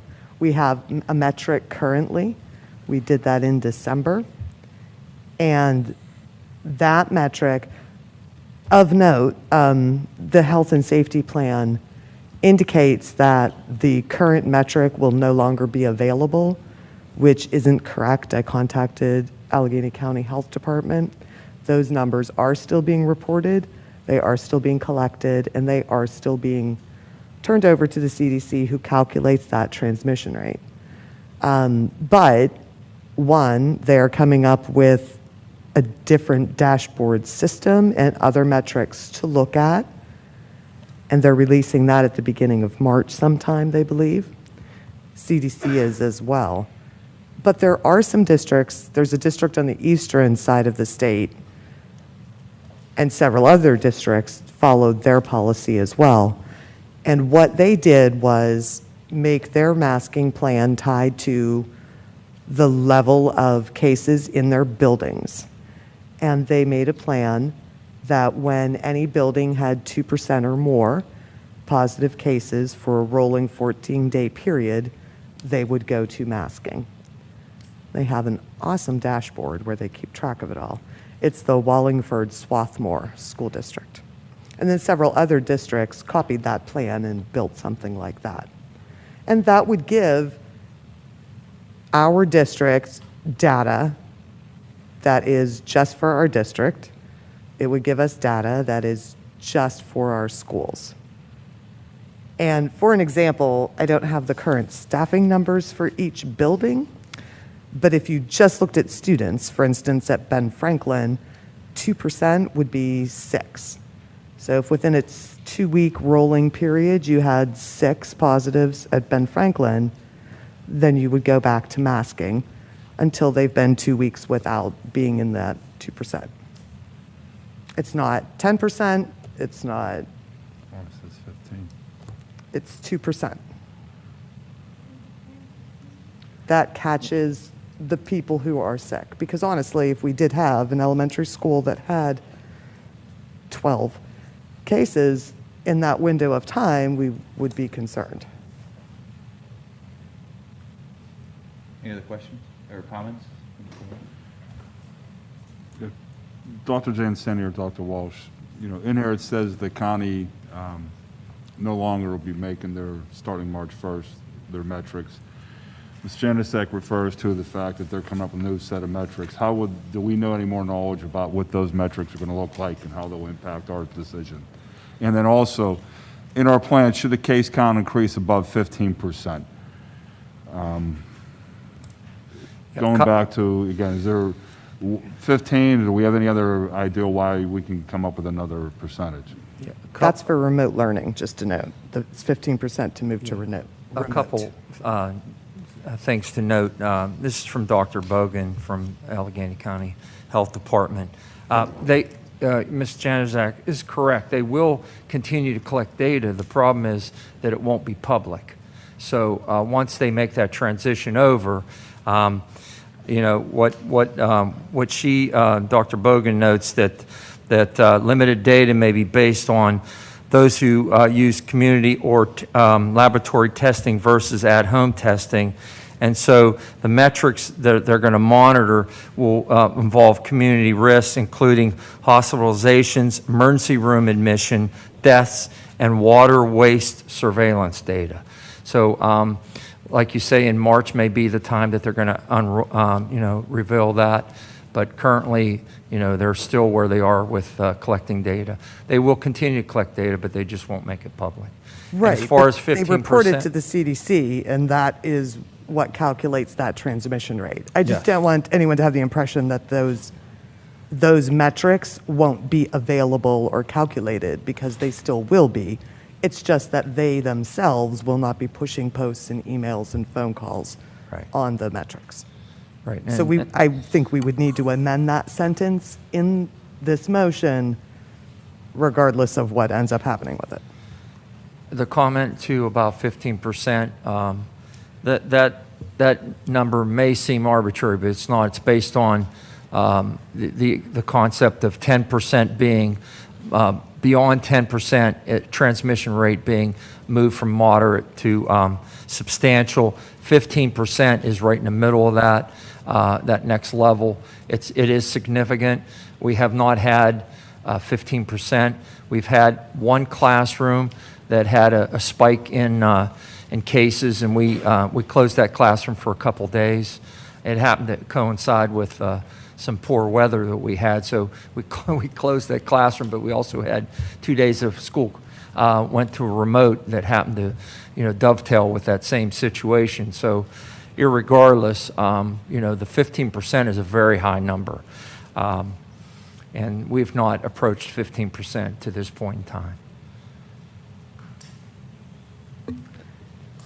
What are your thoughts on, I'm curious about how many, if a student is in the middle of the classroom and is the positive case, and we now go 6 feet, and unless all of these people are all voluntarily masked, then many of them will be exposed because either the case is not masked or the student is not masked. Is that potentially 8, 10? We use the seating. Roughly in the circle? Yeah, we use the seating chart, working with the teacher too, to see if folks have been in the assigned seat and all that. So we would, and also the student that's positive or the staff member that's positive, Allegheny County reaches out to them. They ask them to identify anybody that was in close contact with them. So that's another piece that would provide possible quarantine. But we are, because we now would need to do within 6 feet, and there isn't the exemption that we currently have, many more students have the potential to be quarantined at home for 5 days. That's correct. If they're unvaccinated. That's correct. And then if they're return to without a school. When they return to school, they would have to wear a mask for the additional 5 days. It's 10 days if you're not vaccinated properly. I wouldn't say properly, recently, I should say. So it is a total of 10. So you can come back for 5 or remain in school if you're recently vaccinated with a mask, and then 5 additional days with a mask. So it is 10 total. Has there been discussion about how that information would be relayed? Our school nurses, to teachers, so they know who is supposed to be masking and who's under that. Well, our school nurses are the keepers of that whole quarantine isolation process. They contact the teachers. They work with the building principals to find out what folks would need to quarantine.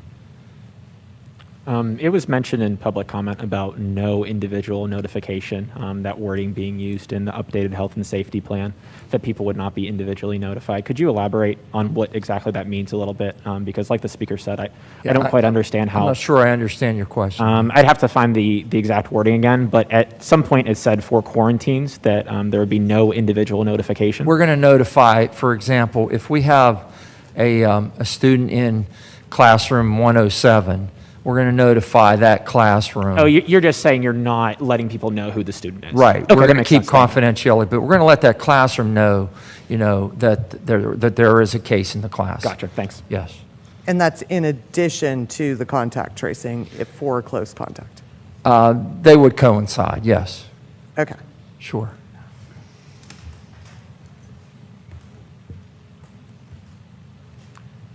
Any other comments from the board?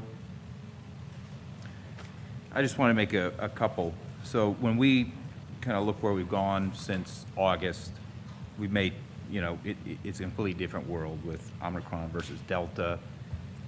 In the fall, it was all about keeping kids in school because of quarantining.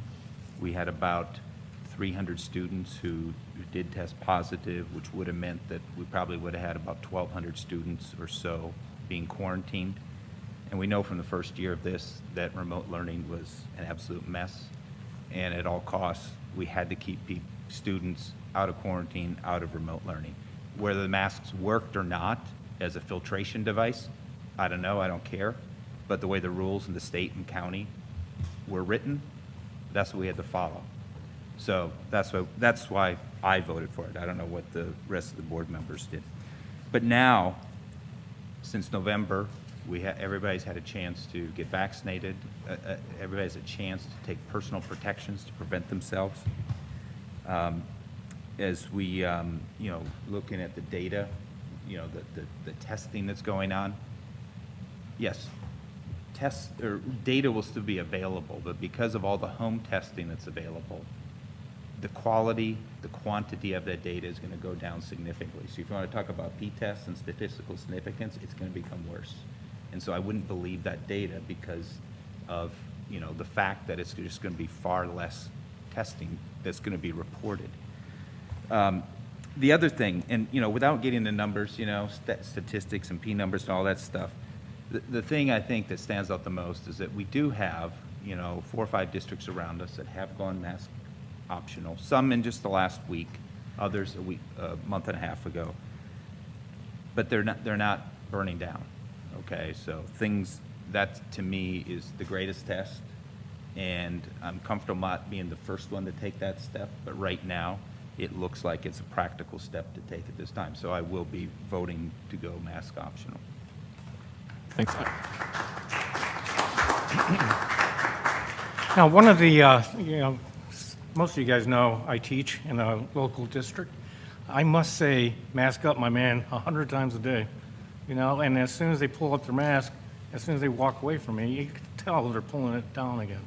So I think it's difficult to enforce. It does interfere with learning. If you have to stop your class and redirect a student or two, it does have a problem, an issue with education. The other thing is, as an emotional support teacher, I'm not seeing like all the emotional issues kids are having. In fact, nobody complains, and at least in my school, nobody's complained to me about the mask. But I think it is time. I agree. Is there any metric that someone, I guess, is there any metrics that anyone would be more comfortable with than what we're currently utilizing? Or is the general consensus that people just want mask optional and they don't want it to be tied to anything like, whether it be cases and positivity, whether it be any new data, or whether it be just cases within our schools? Or is the consensus of among people who are, were in favor of this plan, are they all just purely mask optional? No, we have metrics, 15%.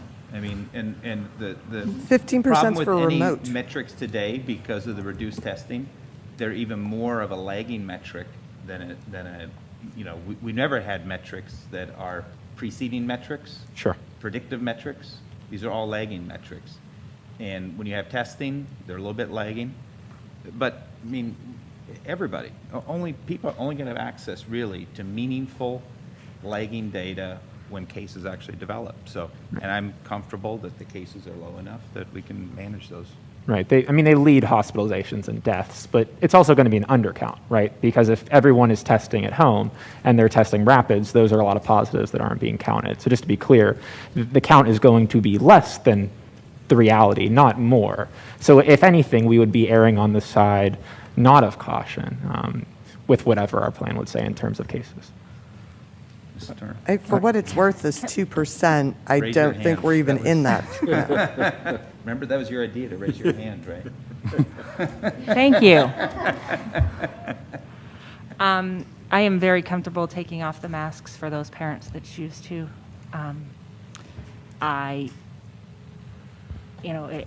Sit up here tonight. In August, it was a different story. There are a lot of people in the school year prior to this that wanted their children in 5 days a week. Administration and an acting superintendent, that was difficult to do.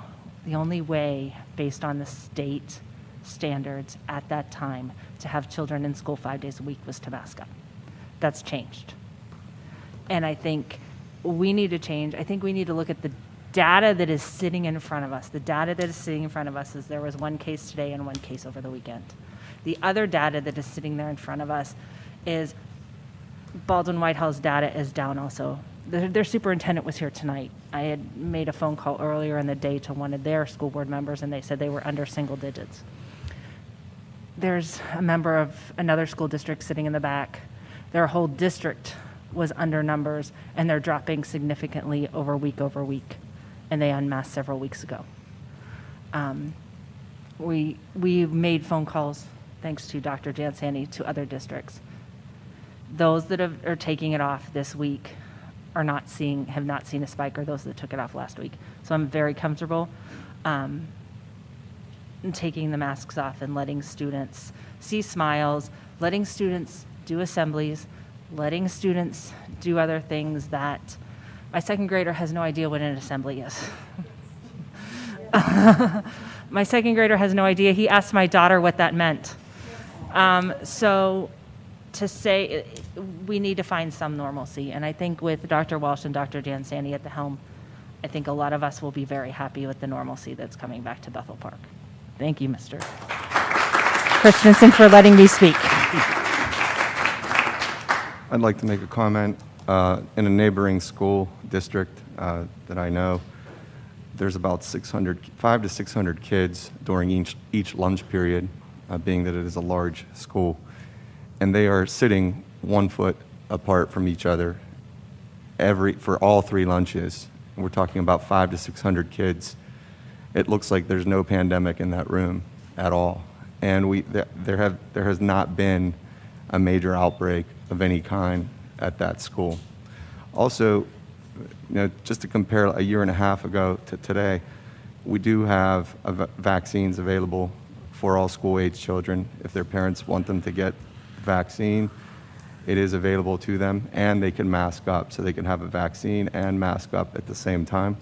So that's a little bit more comforting today than maybe a year and a half ago. And I also agree with my fellow board members that mentioned that, we need to look at the surrounding school districts, take a look at their case counts. And, some of them have been mask optional and their case counts have not skyrocketed. So I feel comfortable with mask optional at this point.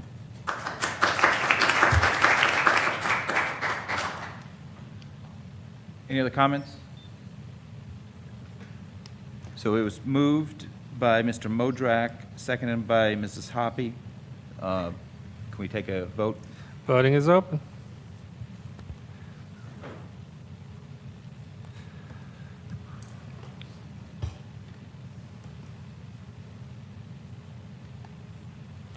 Motion carries 7-2. Thank you.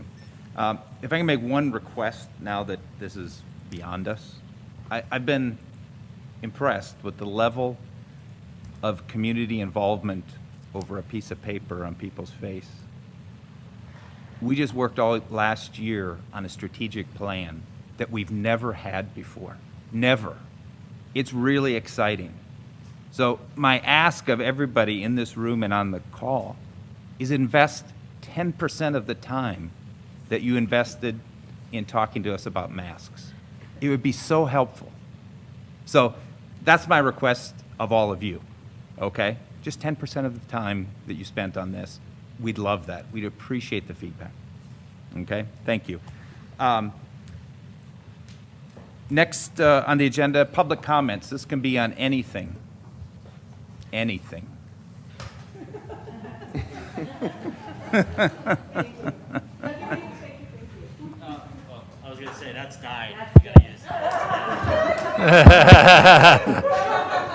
That's it.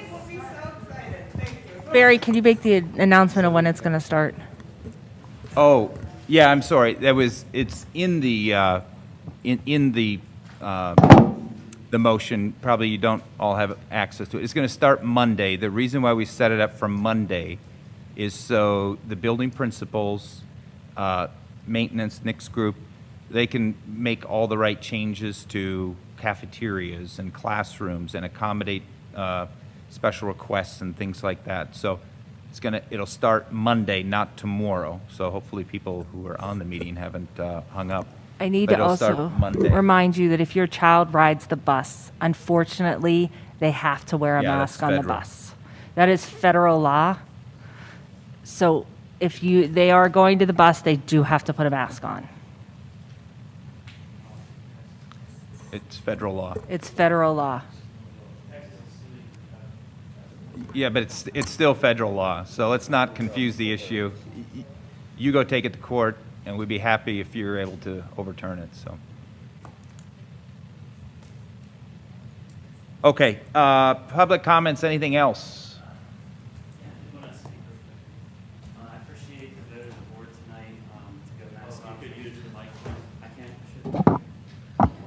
hold it second here to get you- this up. That one doesn't pick up well. You have to hold it close to your mouth. Thank you. All right. Yeah, I appreciate the vote of the board to go mask optional. I had 2 amendments that I liked you guys have considered. I sent an email last night, really late in the night, saying, personally, I think there shouldn't even be any metric because, as Mr. Means mentioned, no kids have died, in Allegheny County from COVID. This is getting a little ridiculous. So, the other thing is Barry, you mentioned it's just a piece of paper, but the reality is our kids' humanity is being lost hiding behind a mask, and we're being forced like clowns to wear these devices, these medical devices, emergency use medical devices that by U.S. law, we can decline emergency use medical devices. It's something that we should be, at least I say in public. The other thing is, so it's a government grab. They're trying to, if you don't see this happening, it's happening all over. The CDC was trying to prevent evictions of tenants.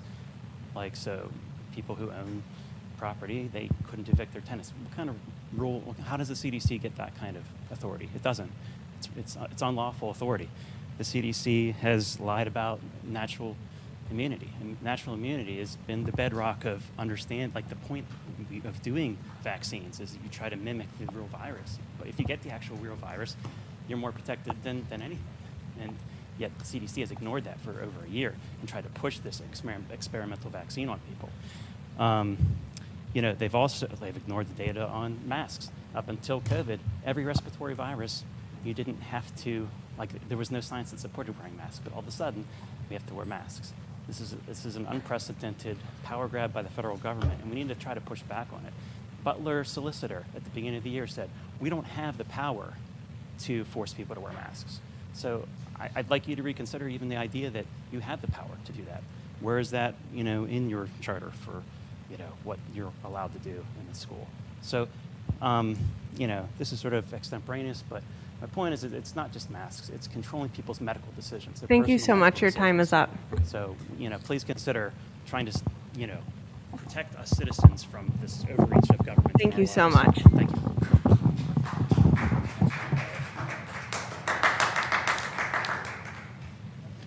Any other comments? Any other board comments? Oh, anything online? There's nothing online. Nothing? Any other board comments? I do want to make sure that Dr. Jansanti and Dr. Walsh, that you can communicate to the administration and the staff that children who wear masks in school will not be subject to bullying, harassment, or name-calling, as just happened here this evening.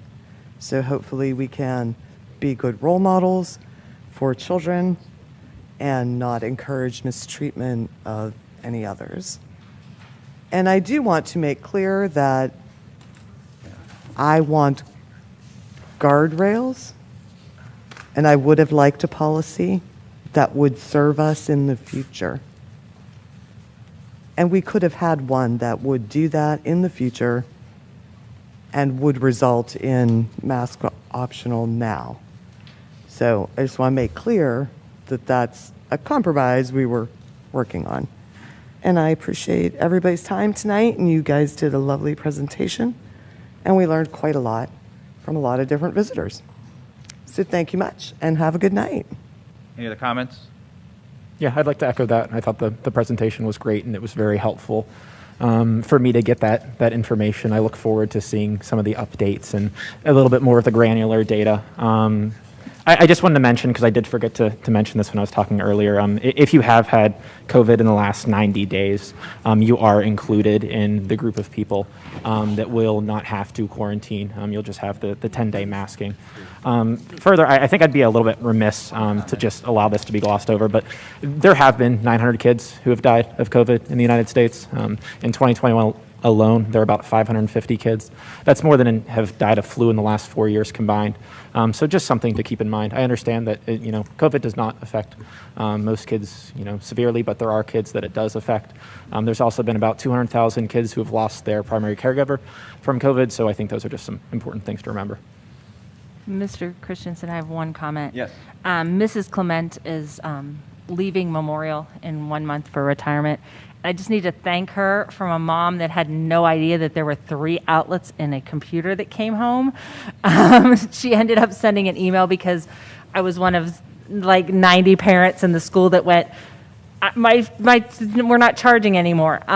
So thank you. She puts up with every little child in that school that comes to her with a broken tablet, a broken computer, a broken everything, or it's not working today, and she is fantastic and she is patient. So Nancy, I wish you the best and rest, relaxation in retirement. Thank you very much.